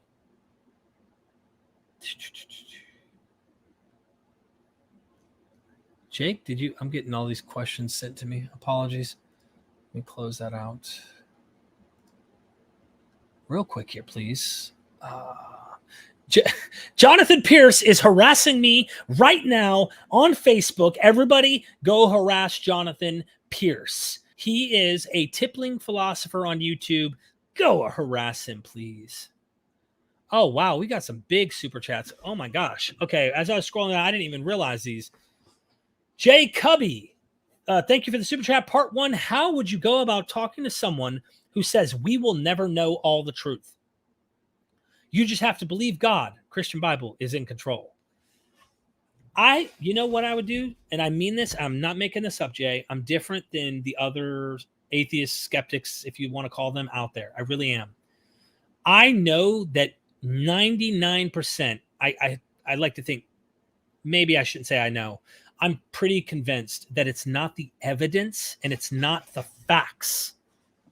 It's really something psychological, more so than just the facts. So while facts are necessary and good, I would befriend them and I would try to the best I can take a patience with them and say, okay, so we obviously don't see eye to eye, and that's okay. That's life, right? We all are raised and taught certain things. So how about if you tell me a truth from your worldview and what you think is true and why, you allow me to also do the same, and let's have a back and forth conversation. I did this with Mormon apologists, and they were on a mission when I lived in Washington State. They befriended me. They loved me. They wanted to come over every day. They didn't even want to go to houses anymore. Like they were like, we just want to go over to your house. We make excuses to come to your neighborhood so that we can come to your house and hang out with you for a couple hours. And so I would start with a friendship, because that's the best way of making any conversations go somewhere. Too often it's, you're wrong, I'm right. You're right. I'm wrong. And it doesn't work. It just doesn't. So that's the way I would approach it. And then, of course, from there, as far as arguments go, I would take one argument at a time. My whole channel's loaded with them. There are tons of channels specifically on the Christian Bible. This book would be an interesting book, but see, it's facts that you're dealing with, and people oftentimes aren't ready for those facts or the historical data. They need an emotional comfort, because really what they're trying to say to you often is, I can't let go, because if I let go of this, there's nothing there. There is nothing to believe in. I should just die. We shouldn't exist. We should just all kill ourselves off. And that is honestly, I know this sounds funny for those who've never been Christians, that is honestly how we felt. That is honestly how we feel. My wife still feels that existential crisis when I say, what if there's nothing there and this is all just the natural world? And she says to me, she goes, then what's the point? There's no point. That's what she says. And so you can see there's more than the facts. If it were true, would she accept it? If there was a God, would I? So conversation, that would be it. And then Jay Cubby is back for part 2. That God is bigger than the questions people have about the world and God. And that Satan's sin is the only reason people question the Bible. Oh, so this is part of that first part. So in particular, like I said, I would befriend them at first. I would take this slow, because they're deeply indoctrinated. As you can see, they're convinced their Bible's true, their God's real, everyone else's demons, devils, not true, and they're right. How do you get someone, and this is a question I would have, because it's an open question, I don't have all the answers to. How do you get someone to go from that, where I was, to where I am now? Because I was this guy. And I'll tell you how I began to consider, and it was through friendly people who were skeptics. And they said, Derek, you don't have to believe anything I say. I'm your friend, man. I don't care to convince you.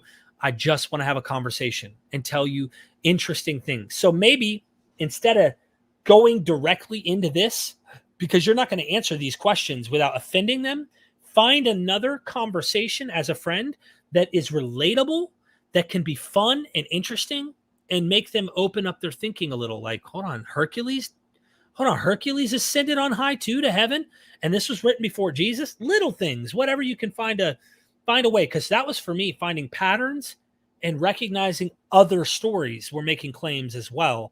And when they were making those claims, the guy was going, should we believe in theirs? No, we shouldn't believe in theirs, right? And I'm like, no, of course not, because mine is true. And I started to doubt my one over the hundreds of things I started hearing.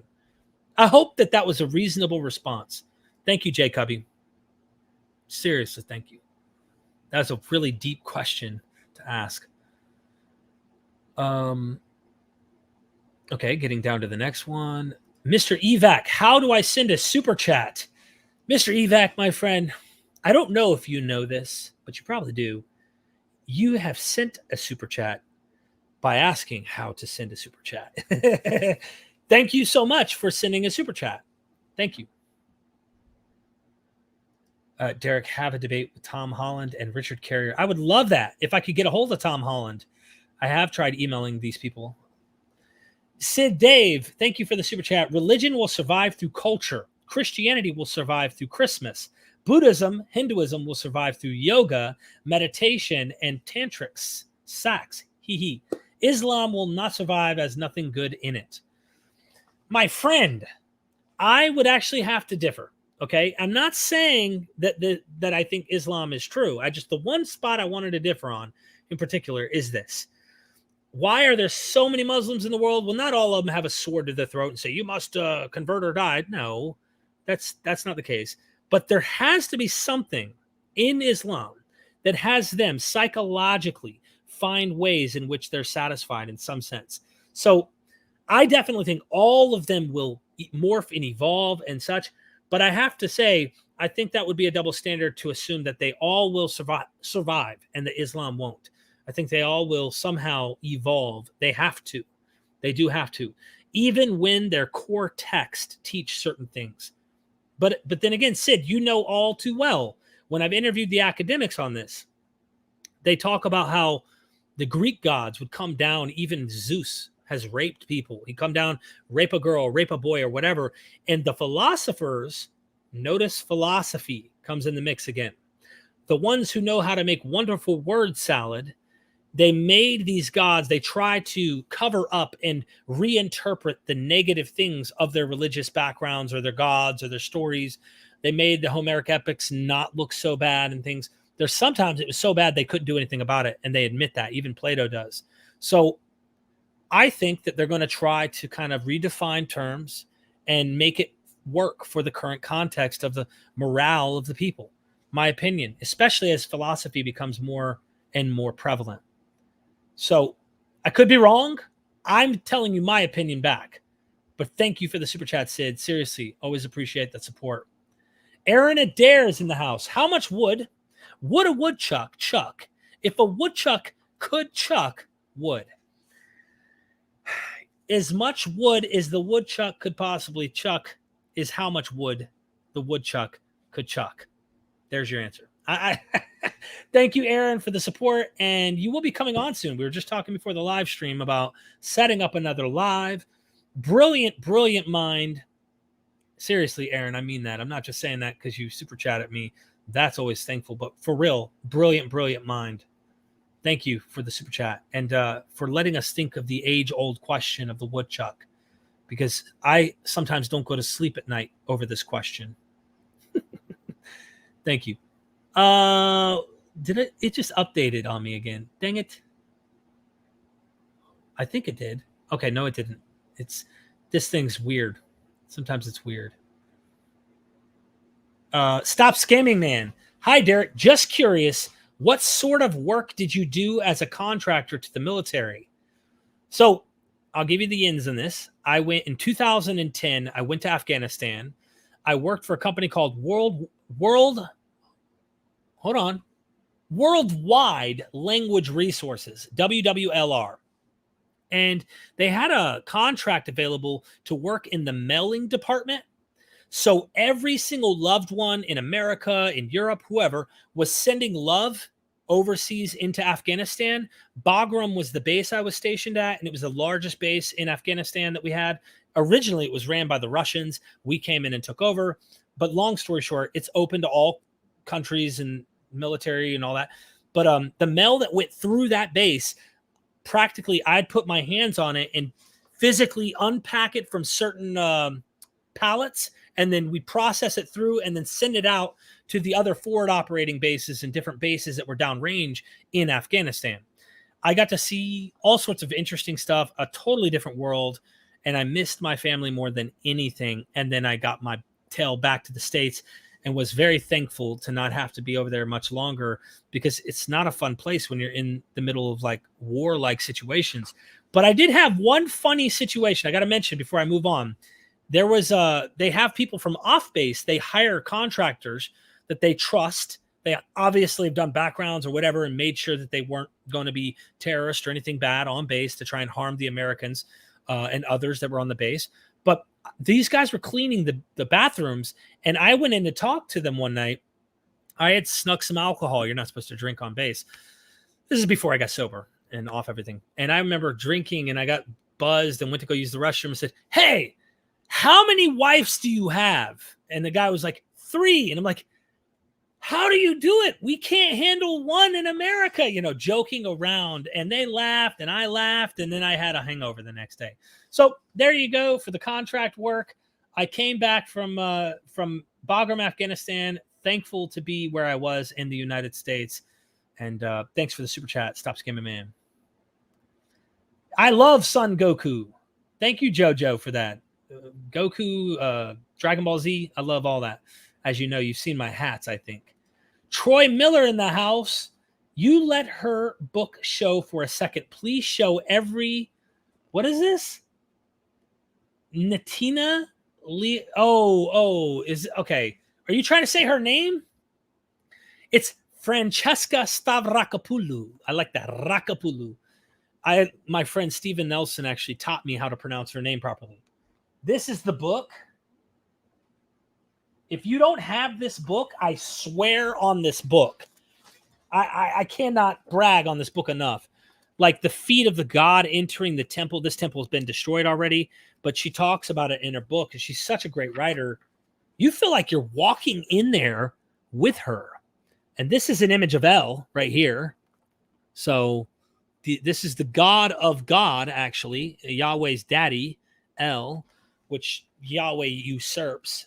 I think this is the book you're talking about, Troy. But if you haven't got this, get it on Audible. I swear on this book. It's amazing. In fact, this should be the book in court next to the Bible. Are you a skeptic or a skeptic? Okay, put your hand over the book. Okay, solemnly swear. You know what I mean? But seriously, she's amazing. I'm being funny, but I highly recommend you get it. Oh, okay. Troy, thanks for that 20, man. I appreciate the support. A tippling philosopher. Go subscribe. Seriously. He was messaging me on Facebook and it was dinging in while I was doing the live. John, is it Macher?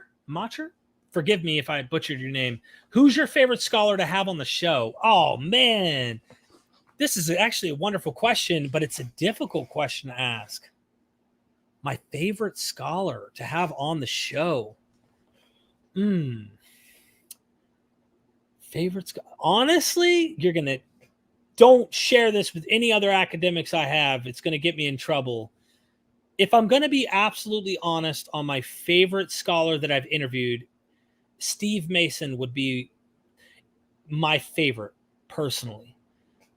Just the way that he teaches, and he's so patient.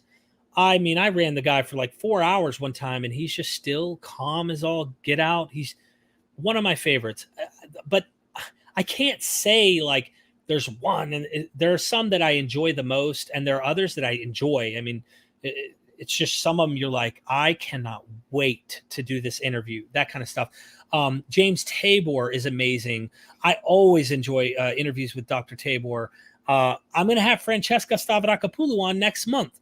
I'm having Candida Moss, the Myth of Persecution. She's coming on next month. Litwa, Dr. Litwa's always fun. Who else? I've got so many.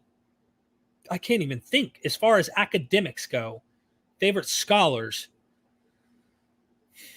I enjoy them all. I love having Richard Carrier. Richard Carrier is always just thinking about things in a way that I've never heard them. So, John, you hit me in a sore spot. So thank you so much. Thank you. Jake K is back again in reference to the present point. Cult is a religion which has too much social standing to be insulted without offending people. Thank you for the super chat and clarifying there. Sid Dave, religions that have survived to our day and age will always exist in some form. People will realize that gods don't exist, but will maintain cultural traditions, marriage, festivals. We humans need some culture in our lives. That's true. That is a fact. And that's why I think I have friends that are like, I love practicing kosher, and like these certain people that like to practice certain things that are from the Judeo worldview. And then there's some who are pagans. They like to practice paganism, and they don't even believe any of these gods are real. And I'm like, for me, I don't need it. I don't feel like I'm missing out. Maybe we're creating our own little group of people who kind of enjoy the science of structure that we're learning about the natural world, and then also dabbling in learning about the cults and all this kind of stuff. I don't know. My social bubble is small in terms of like what is going on in the real world around me, but I do have a lot of people through social media online that are friends of mine, and I feel quite at peace. I don't need it. Some people do. And I think that's where Sid's point is. We all need some type of culture in some sense. I'm such a mixed bag of different things that I don't feel like I need any of that. Holy freaking smokes. Constellation Pegasus. Any sins in your life now and your past life and your future lives are forgiven. Holy smokes, man. Dude, I hope this is not a mistake, man. Thank you so much for the super chat. I seriously appreciate you, man. I can't tell you how much. That's a lot. Wow. I'm printing some old Watchtower literature about the beardless Jesus from 1932 to 1968 and making a folder. Going to crash some Kingdom Halls by handing the folders out. Oh my gosh. Yeah, they'll threaten to call the police on me unless I leave immediately. Doing this one last time to get it out of my system. Can you record it? I would love, like, if you had a body cam and recorded this and sent the footage to me. You don't even have to be in the video if you don't want your face. Sent the footage to me. I would love to see the reaction, but send me this literature too. I'd be happy to look it over myself and see what you found. This is all I suspect. 1932 to 1968, failed apocalyptic prediction after another. I mean, they have been running the gambit over and over and over, and the same old crap. It's failed, and they still keep coming out with more. We're in the final part of the last hour of that minute, within the seconds, within the milliseconds of that final part of the final part. So be waiting on Christ. It's coming any moment now. Really? This is why I relate to you, Constellation, is that I had this same experience within Christianity. I know that seems odd because Jehovah's Witnesses literally focus on this stuff. But as a Christian, I looked at the apocalypse and I thought, if Jesus is wrong, then really, why do I believe in Jesus? Why do I think he's the Messiah? I couldn't, because it failed for me. When I realized it failed, I was like, this isn't true. And do I need to believe it if it failed? Thank you for that massive super chat, my friend. I hope this was not a mistake. Seriously, that's amazing. Constellation Pegasus. Everybody show Constellation Pegasus some love for that massive super chat. Thank you. Let me make sure this thing updates on me, so sometimes it looks like it skipped down. Ricky Johnson, thank you for being a member and for the super chat. Would you be open to interviewing me about the strict, was it Lacedian religion I grew up in? I'm probably not saying that right. I'll email you details to see if it's intriguing to you. I would be interested, Ricky. Email me. Absolutely. Please do. I bet you it's got some cult mentality to it. And if you're a fan of MythVision and you came out of something like this, you probably have a story to tell. Gareed, I hope I'm saying that. Gareed, Desine. Cult versus regular religion. Many refer to the bite model. That's what I was looking for. Behavior, information, thought, and emotional control. Coercive, manipulative techniques. And there is a difference between regular religion, or people that, like I described the definition of religion, and cult. And cult has different definitions, but I think the point we're getting at is this harmful cult mentality. While cult and religion have a lot in common, religion is not always necessarily a cult. And that those lines can be very blurry. Oz in the house. What up, brother? You coming to better Fort Wayne in June 25th to 26th. Hold on. Let me look at my calendar, because I thought that I was... So I'm going on vacation with my family from the 13th to the 21st. 25th to 26th. So it would be... Okay. I might. Oz, I'm going to have to hit you up after this live stream, and I'm going to have to talk with my wife. She's the real boss. Like, I pretend to be, but she really is the real boss. But Oz, I would love that, man. I would really, really love to be there and come and hear what the speakers have to say. And I enjoyed the trip down in Texas. We had the Faithless Forum. It was a blast. So I have to talk to the boss and see if she would be down and joining me. But I don't see why not, because we plan on having our kids go to their grandma and grandpa's for the summer for a couple weeks. And we could probably get away with it. So thank you, Oz. I might actually make it, man. I need to talk to my wife, then I'll give you a call after the show. The tree in the garden was a deep dish pizza tree. Thank you for the super chat and the laugh. Native Atheist says, please address Harry's question. Harry's question. All right, let me scroll up. Harry must be the all caps that Melody's talking about. Let me see. All right. How do you refute Jesus' existence in contemporary Jewish historians like Josephus? How do you refute Jesus' existence in contemporary Jewish historians like Josephus? So as far as refuting Jesus' existence, I'm not even confident that in one of Josephus talks about in Antiquities 18 and Antiquities 20. In Antiquities 20 is the one that is more of like, this could actually be most likely something that really is there, from what I understand. There are a few academics who want to say this is interpolation. I'm not so sure it is. As far as the Antiquities 18, where it's the Testimonium Flavianum, where it looks like Josephus is admitting Jesus is the Messiah, the Son of God, and all that, that's interpolated. Is it totally interpolated? Well, many scholars think that it may have been totally interpolated, and then other scholars, even like Steve Mason and others, say, no, it's partially. And there's arguments on both sides for why. For me, I thought that the argument that it was a total interpolation made a lot of sense, but it also is possible where it's at in Josephus that there could have been something there that didn't look good about Jesus. And here is Eusebius trying to butter it up, make it look good, and make it something as an argument for Christianity rather than something negative toward it. Don't know.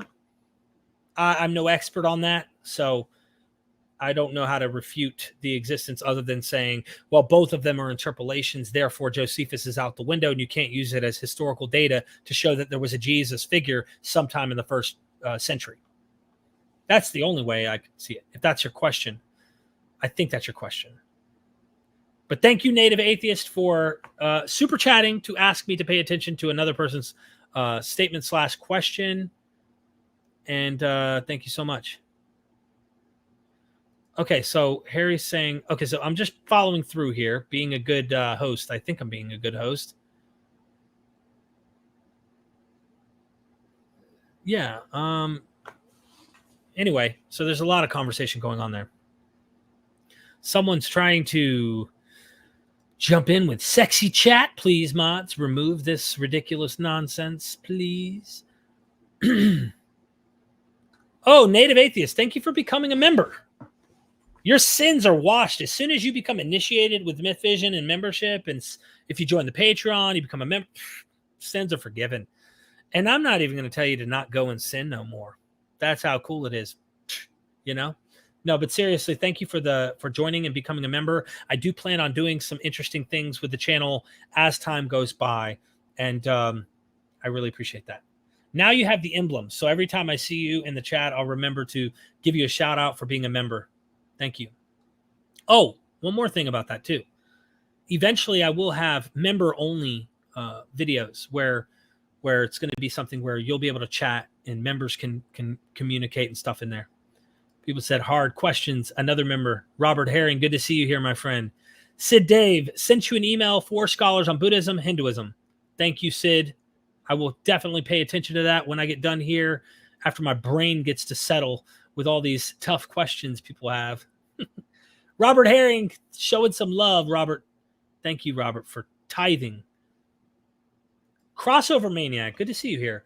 Could some of the stories of rapey gods come from kings claiming divine lineage to strengthen their claim to the throne, like Alexander the Great claiming to be the son of Zeus? Rapey gods. Kings claiming divine lineage to strengthen their... Could be.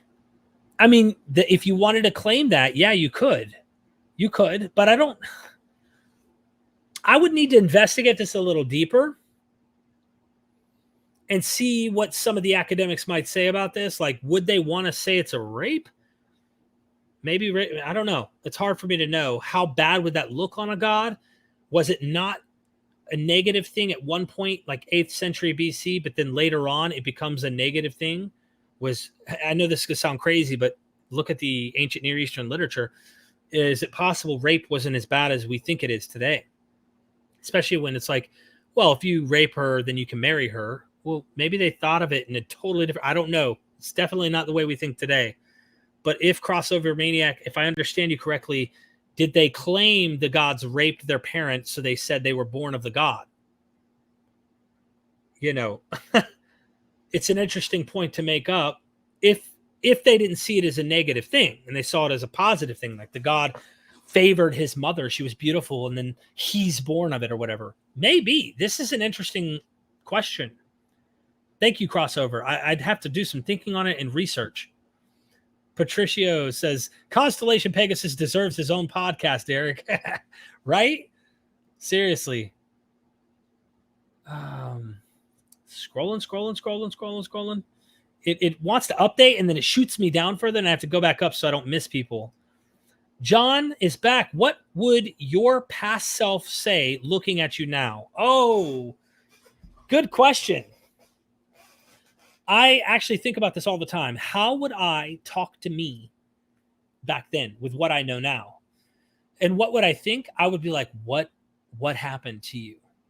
Like in the mind I was in at one point, I would go, how could you deny what you know? Notice I'm doing something here. I want you to see it. What you know to be true.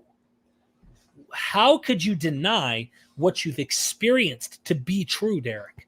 How could you deny that? How could you deny what you know to be true? And I would have to patiently explain to myself, all of those experiences you have are real. And you experience them. They are true in that sense.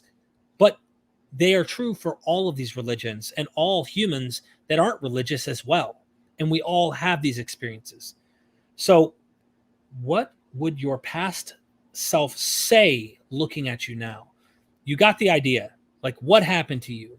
You prayed and asked God that if you ever slipped away or backslid or fell, that he was going to bring you back and that you were going to come back to the truth no matter what. And then that was it. You were always going to come back to God because you experienced in your heart, inside of yourself, this is true. And so this is what I would ask myself, what happened? And then the me now would say, do you have a couple days of time to hang out with me so I can explain to you everything that happened, like to try and give you the story so that you understand where you're going and what's going to end up happening on this journey that you, past Derek, call truth. This journey that you say that you're on, I'm going to follow the truth no matter where it takes me. Let me show you where it takes me. And then explain that. And then try to break down to myself this long explanation of defining and explaining everything to myself, if I'm willing to listen. Because I can't imagine at certain times in my past, I would have been listening because I was right. I was right. Jesus was the way, the truth, the life. No one could come to the Father except through him. I was convinced. And when I was convinced, I don't think there was anyone that could have convinced me other than maybe me. And that's an interesting question. So, John, thank you. I hope that made sense. Scrolling here. There's a lot of chat. Oz, I'm definitely hitting you up, man. Don't worry. I promise I'm not going to leave you. What's up, Black Line Supreme? Doc Pleuromonot in the hizzy? Oh, you're asking why? Man, you don't even get to ask questions unless you're talking to someone else. I should be asking you the questions with your genius questions you have. I can't even read half of them. Sexy chat. Dude, I can see you look clean. You look clean. Now that you're a member, you look clean. You know why? Because you are now. It's real. I'm telling you, if you enter our inner circle of MythVision membership, you will feel like a brand new creation. GED Math in Espanol, thank you for becoming a member. Your sins are forgiven, my friend. If they existed. Thank you so much for becoming a member, my friend. I really appreciate the support. And anytime I see these names with the little emblems, you can always get a little shout out for me. By the way, these are the little things. The longer you stay with us as a member, you get like little medals for how long you've been a member of MythVision. Then also right now there's 4 emojis. that you can use. And I think you're supposed to be able to press a certain button. I don't know the keyboard buttons, but there's a way for you to access these emojis as members in the chat. And only you can do it if you're a member. So you can literally comment these right here. If something made you laugh or you think it's ridiculous, whatever, you could probably do that. Here's like, let's just keep studying. Right here, we are MythVision. And then, of course, game over. Like this, it ain't working. Just stop, you know. So there is that. You can use my friend Ronnie S. Thank you for the super chat. Greeks who invaded India with Alexander converted to Buddhism and Hinduism and were the first ones to build idols of Buddha and Hindu gods and goddesses. Greeks played a major role in Buddhism and Hinduism. Wow. It wouldn't shock me. They were very open-minded and sponge-like with other ideas, which is why I think the Roman Empire ended up becoming Christian. You know, they would absorb ideas and new ideas. Manichaeism, look at what happened with that. Even Christian Rome on the Silk Road meets with the East. And here you have this strange interbreeded religion that's both East and West. Really interesting stuff to think about. But thank you for the super chat and the fact that happened. I appreciate that, Ronnie. I would love to interview an academic, by the way. If you know of one, email it to me that knows this particular information or specializes in this. Let's bring them on MythVision. Mr. Monster became a YouTube member. Mr. Monster, thank you. I appreciate you. Really do. Thanks for becoming a member and choosing eternal life. Like, wouldn't you rather have eternal life than damnation? Join now. Look, imagine, right? Imagine you're not going to die. But for all of those who aren't members, who are going to get that smoke and that gnashing of teeth eternally, day and night, the fire will not go out. Think about it. Wouldn't you rather join just in case than not join and look what happened? Do you really want to risk it for the biscuit? I don't think so. You know, you definitely want to be saved under MythVision's, protection. You know, at the end, Yahweh gets beat up. Don't worry. Thank you so much for becoming a member, my friend. Thank you. Yeah, look, it shows up funny in my chat here. Let me see how it looks on the actual video itself. I'm trying to. So because I haven't opened it up on my other screen, it wants to like go through all the chat. And it takes a minute. I'm looking for you now, my friend. Bear with me, please. Oh, there's a lot here. Oh, there it is. I did the cry face. Okay, because I couldn't tell. In StreamYard, it doesn't show the emoji. It doesn't show like the different kind of emojis. So yeah. Thank you for the emojis there, Mr. Monster. Scrolling. Uh-oh. It did that thing again where it bumped me down a little bit. Stuart C. Just showing some support. Keep doing what you do, Derek. Thank you, Stuart. I appreciate the positivity. Thank you for the love, my friend, and the support. I really do appreciate it. If you have any questions, feel free to email me at any time. Constellation Pegasus, can you ask Tovia Singer if Rashi commentary is to be taken seriously? Absolutely. And by the way, that last super chat that you sent me, where you sent me that $49.99, I really appreciated that. I screenshot it and sent it to Rabbi. And he said, we'll do a follow-up episode and we'll address your super chat.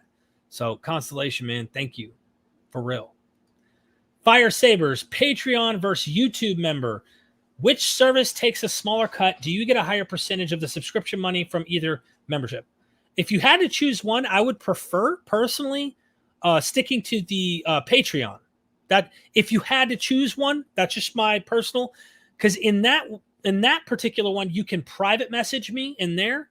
And there's like a private community of chat there. So if you had to choose one or the other and you had no other choice, that would be the one I would go with because currently I have so much content there that has not been released to the public. It's already accessible. As far as membership stuff goes, you'll have access, of course, to stand out compared to everybody else in the chat. Who doesn't want to be an elect chosen, right? A special people among all the people in the chat. So there's options here, but there's a lot that's coming. So I think that Patreon takes just a little less than what YouTube does. I think. Could be wrong, but that's what I think. Gnostic and Neil, thank you for becoming a member. But I am actually impressed. I'm glad you're in the chat here. I have to give a shout out to Neil. Who in this chat has watched his recent videos, not only on Caesar Augustus, okay, the Son of God and Prince of Peace, but the top 10 pagan myths found in the Bible? Can I get an amen in the chat? I mean, this is, if you have not watched these two right here, you must watch them. It's amazing. You did so good on these edits, bro. I wish you nothing but success, and I want you to get more subscribers than me, bro. With that edit, just fascinating. Go subscribe to his YouTube channel. I got to plug it right now. If you have not subscribed, you're missing out on some amazing content. Let me post it right now. Neil, look, I didn't want to tell you this whole time as we were friends that your sins were actually, apparent, but I was trying to ignore them, but they're not there anymore. They're completely washed away, my friend. You are forgiven. Hallelujah. Seriously, though, thank you for becoming a member, man. You know I love you, brother. Really do. And I got to join yours. What am I doing? You just joined mine. How come I'm not joining yours? Joining it right now. Because my sins need to be forgiven too. Duh. Joining it right now. Boom. Welcome. Boom. I'm your member. Let me see. Look at this. I'm your member now, dude. Oh, snap. I'm your member. That easy. Thank you, man. Seriously. I appreciate you, brother. All right. Moving on up. Moving on up. Oh, snap. It did it again. This thing loves to just skip. Hold on. Did someone say my name? Derek just left his message in the first 5 rows of Pascal's triangle or triangle of old. I'm just reading, trying to see. Pascal's wager. Well, everybody knows that this Pascal's wager is true. If you don't join the membership of MythVision, you're going to Hades and like other things are going to happen to you. Duh. We all know that. Henry M. Brother, just showing support. Keep up the great work. Thank you, Henry. I appreciate you. I am going to keep going. There's so much. Right now on my Patreon, there's a bunch of stuff that I haven't made public. I need to ask the Queen how I can make sure you members get early access and stuff. Maybe it's certain tiers. I'm not sure. Thank you, thank you, thank you. Native Atheist saying thank you to Constellation Pegasus. Thank you for giving a shout out for real. Onyx said, right? Robert, you don't want to be special. Come on, you know you are. That's why you're saying that. Only people who are special say they don't want to be special. Duh. Amen, amen, amen, amen. Everybody's amening in this jugger. Hallelujah. John Macher, I gotta, if you're gonna be a member, I gotta get your name right. Please help me with pronunciation here. But your sins are forgiven, my friend. Go and sin some more. No more. Seriously, though, thank you for that. Being a member, I so appreciate it. Now you can harass people and use your emojis that nobody else can use and all that fun stuff. And I will recognize you every single time I see it in the chat. Give a shout out. Farsight's right. This is true. Ishtar does love you. And please join Ishtarism. Jake, thank you for becoming a member. Oh, it skipped down again. See how it did that? I skipped the super chats on accident. Thank you for being a member. Your sins are forgiven as well, my friend. For real, I appreciate that. I really, really do. It says, I don't have any names, but would also love to see more interviews on the psychology of religion, belief, etc. Either way, thank you for your work. Thank you, Jake. I appreciate it. For real. I am planning on having some scientists on. I got a book here that I ordered. It looked interesting. We'll find out when I'm done reading some of it. Did man create God? Is your spiritual brain at peace with your thinking brain? And then I looked at the back. I should have read the back beforehand, probably. If you have ever had any doubts about your faith or religion, but lacked scientific background to answer your questions, this is the book for you.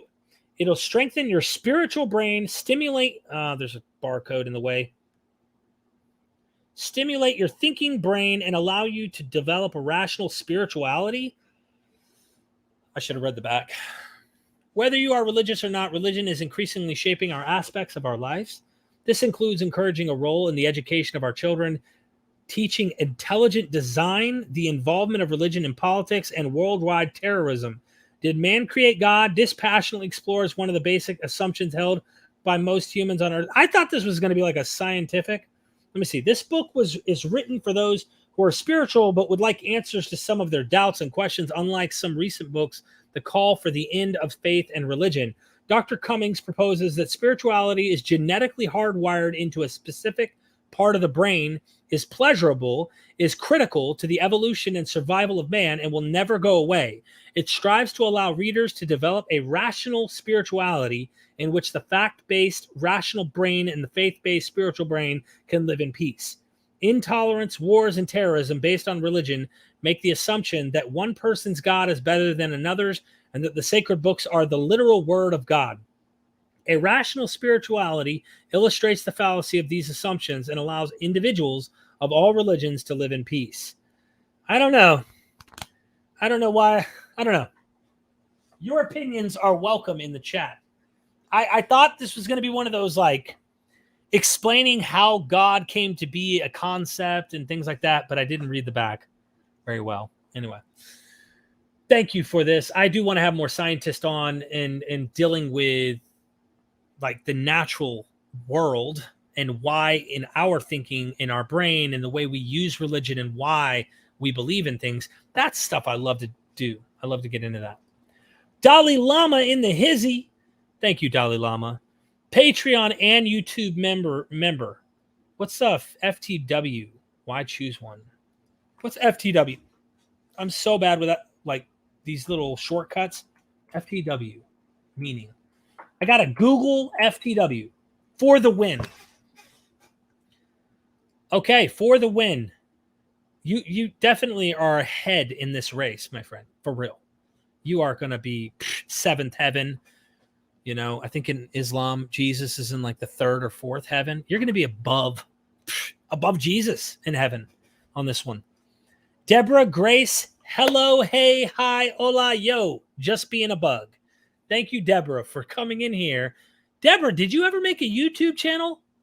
Because I know you got the book, Crucifying the Bible. If anyone hasn't read it, they should.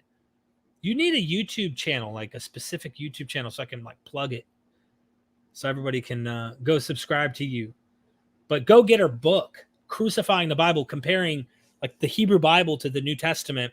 And she also was in contact with Rabbi Tovia Singer as she was leaving Christianity, but then investigated and critically analyzed the Hebrew Bible and realized, ooh, I got some problems here. And then, of course, escaped the whole thing. Now she's writing another book. I don't know if it's done yet, but please go get Crucifying the Bible or look her up on Facebook. JK, thanks again for being a member, man. I'm finally getting back down to your membership notification. Constellation Pegasus in the house again. Richard Carrier recommended the book Breaking the Spell to Get Religion Out of Your Head. Haven't read it yet. Daniel C. Dennett. Okay, I need to get Dennett. Dennett's like way up there on my recommended list. In fact, I don't know if I ever told everybody this. Me and him have been in email conversation, and I am trying to get him on MythVision. What is the name of that book again? Breaking the Spell. There it is. Okay, let me pull this down here, make this visible so everybody else can see what I'm looking at on Amazon. Here we are. Okay, Breaking the Spell. I need to follow him on Amazon anyways when the new stuff comes out. Consciousness Explained. I always enjoy that. Where is it in his list of books? I mean, does he write books or what? Holy smokes, $58. I don't know. Okay, used. I always go to the used section. You know who taught me that? Gnostic Informant. And I add to cart. This one's in good. Acceptable, good. I'll take acceptable. No, I don't want that one. I want this one. That has a 76% positive rate over the last 12. That's not a high rate at all. Let me block that one there. Okay. And now there you go. All right, I'm gonna go ahead and buy these. Yep. Anyway, let me go ahead and change this here. All right. So yeah, got to get the books, got to read, up to speed, breaking the spell. Deborah Grace says she does have a YouTube. I got to look her up. I can't remember if I promoted your YouTube or not. I know that your book's out, but I didn't know if you had an actual YouTube channel. I'm looking for it.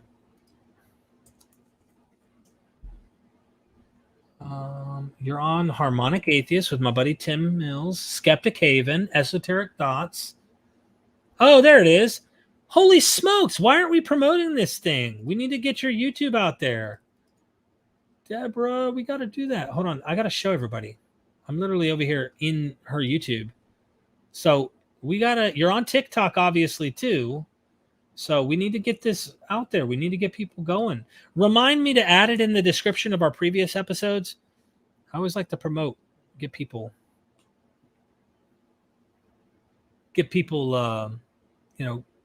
connected with my guests. I always enjoy that. I get a high off of like doing good for people who come on and work very hard to bring all of this material to you. And so, like, while there are many people who are so thankful that they super chat, they donate, they join, and they support, there's so many people who can't afford or whatever, or they can't for whatever reason. They have access to all this at least because this keeps this thing going. Thank you so much, Constellation, for the 300 earlier and all the other super chats. I can't thank you enough, man. For real. Thank you. Email me that Jehovah's Witness thing and go subscribe to Deborah Grace's YouTube channel. I always plug. Gotta plug. Thank you. Did I miss anything here? Johan Oliver, Derek, I have an enormous amount of respect for you and your bud Neil. Pulling yourself out of the depths of self-destruction to where you are where you're currently at is very inspiring. Keep it up. Thank you so much for that compliment. It's the hardest thing I ever had to do was to get out of addiction. Hardest thing. MythVision podcast. What was the best commentary on the Book of Revelation? For me, my favorite was John. I always say John J. Collins' wife because I think Adela Collins. That was my favorite. My second favorite book that I read on Revelation was Elaine Pagel's. Her book on Revelation was amazing. The reason why, it was easy. I could listen to it on Audible. But the commentary on Revelation was highly, it goes into the ancient, like there's mythology in Hebraic thought that has found its way all the way down into the late 1st century in the Book of Revelation. And she shows there's a repetition taking place also in the Book of Revelation. It's just a very weird book. So my opinion on commentary, Adela Collins. Thank you for subbing to Deborah Grace. Thank you for subbing, Ray. I don't know what OF is. Answering those early, they make money. Constellation makes us all look cheap. Oh, you're funny. She's the real deal. Can't TikTok. I can't either. Too many booties flying everywhere. My wife is like, oh, heck no. You ain't watching TikTok. She just ain't about it. Brother Garfield, good to see you in the chat. Peace, bro. Hey, we're due for another follow-up just to talk about how much crazy you've dealt with over the past, I don't know, since your book was published. How much hate mail and how much crazy you've dealt with, man. If you haven't subscribed to him, go check it out. He's dealing with all sorts of groups, specifically Hebrew Israelites and the Kemetic. Is it Kemet? The Kemet groups that go back to Egypt, and they claim that like Egypt is the source for everything, and like their religion's true, everybody else is wrong, all that good stuff. For real though, for real. Go subscribe to him. Oh, let me post that. Let me post that if you haven't done that. I'm in the, let me plug the heck out of my friends here. You changed the name of your YouTube a while ago. Let me make sure I got the name right. Brother Garfield Podcast. He's also interviewed Francesca Stavrakopoulou, our girlfriend. You know, we're gonna have to share her now. It's just not fair. You know, you can't.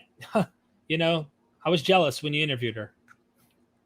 Here's the link. Of course, I'm joking, but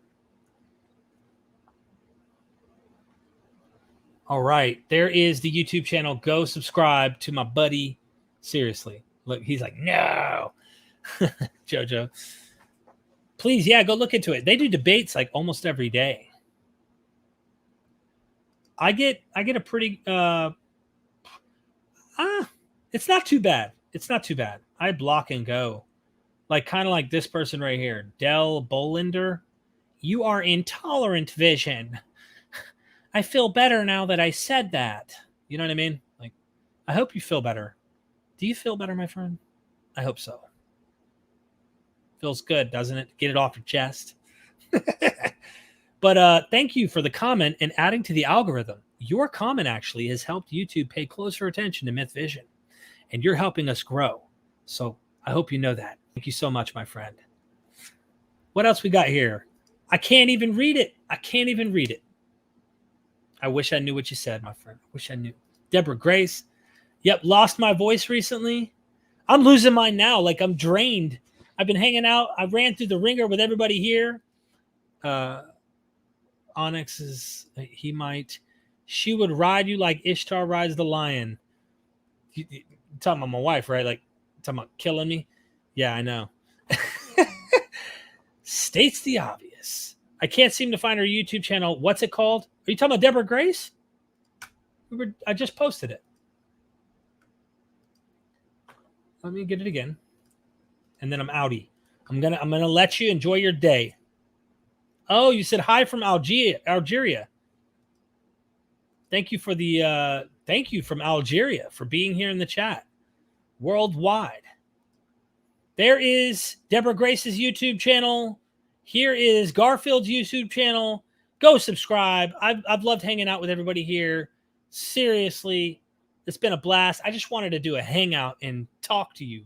Let you know I'm here. I'm alive. Go check out MythVision's Patreon. I got to plug that again, too, as we're exiting this gracefully. There's some content there you might want to check out. I mean, I don't know when some of the stuff is going to hit the YouTube public eye. Straight up. Just not sure. Let me hit this, show you. Ex-Jehovah's Witnesses, they are a fantastic couple. If you haven't checked out, you're going to want to watch all this stuff. It's amazing. I've done some XJW stuff, and I'm going to continue doing it. We had a blast. Modern-day Samaritan lives on Mount Gerizim right now. Amazing guy. Aboud Cohen, he's such a kind person. We talk about the Samaritan tradition, and like I even asked him some tough questions. I think they were tough, but I did it in a kind way. Like, what do you think about the fact that some Jews actually see Samaritans as not Israelites? They're foreign invaders and they're strangers and they're not really Israelites. And there's even some places in the Talmud where they equated the Samaritans as Gentiles. Like, what the heck? Not all, maybe, but definitely something there. Jehovah's Witness broke up her family. I interviewed Cheyenne Summers on her Jehovah's Witness experience and what is up to date currently with her family. And she also had a boyfriend who was Jehovah's, or his family was Jehovah's Witness, and he was trying to come out. Crazy story. Killing for Krishna, gentleman who left Dallas Theological Seminary, Egyptian influence on Israel. This is a fascinating presentation. I mentioned from Zalmoxis to Jesus, just pointing out how prevalent dying and rising from the dead in the ancient world was. Jerusalem, City of Islam, I put out part 1. There's 3 more parts that have not made it public. This one is. Just released this. Critical Quran. That's demonstrably false. Bart, I haven't even released this one publicly. Bart Ehrman pops on. I might as well tease y'all with that one. Again. So they're making it's not true. It's not true. Just not true. It's false. And historically false. Yeah. Demonstrably false. You're going to show it. You're going to show it. You know how much to show? All you have to do. I mean, like anybody who does any research at all can show that's not true. It's just not true. Yeah, I started it off. That one gets pretty intense there at that moment.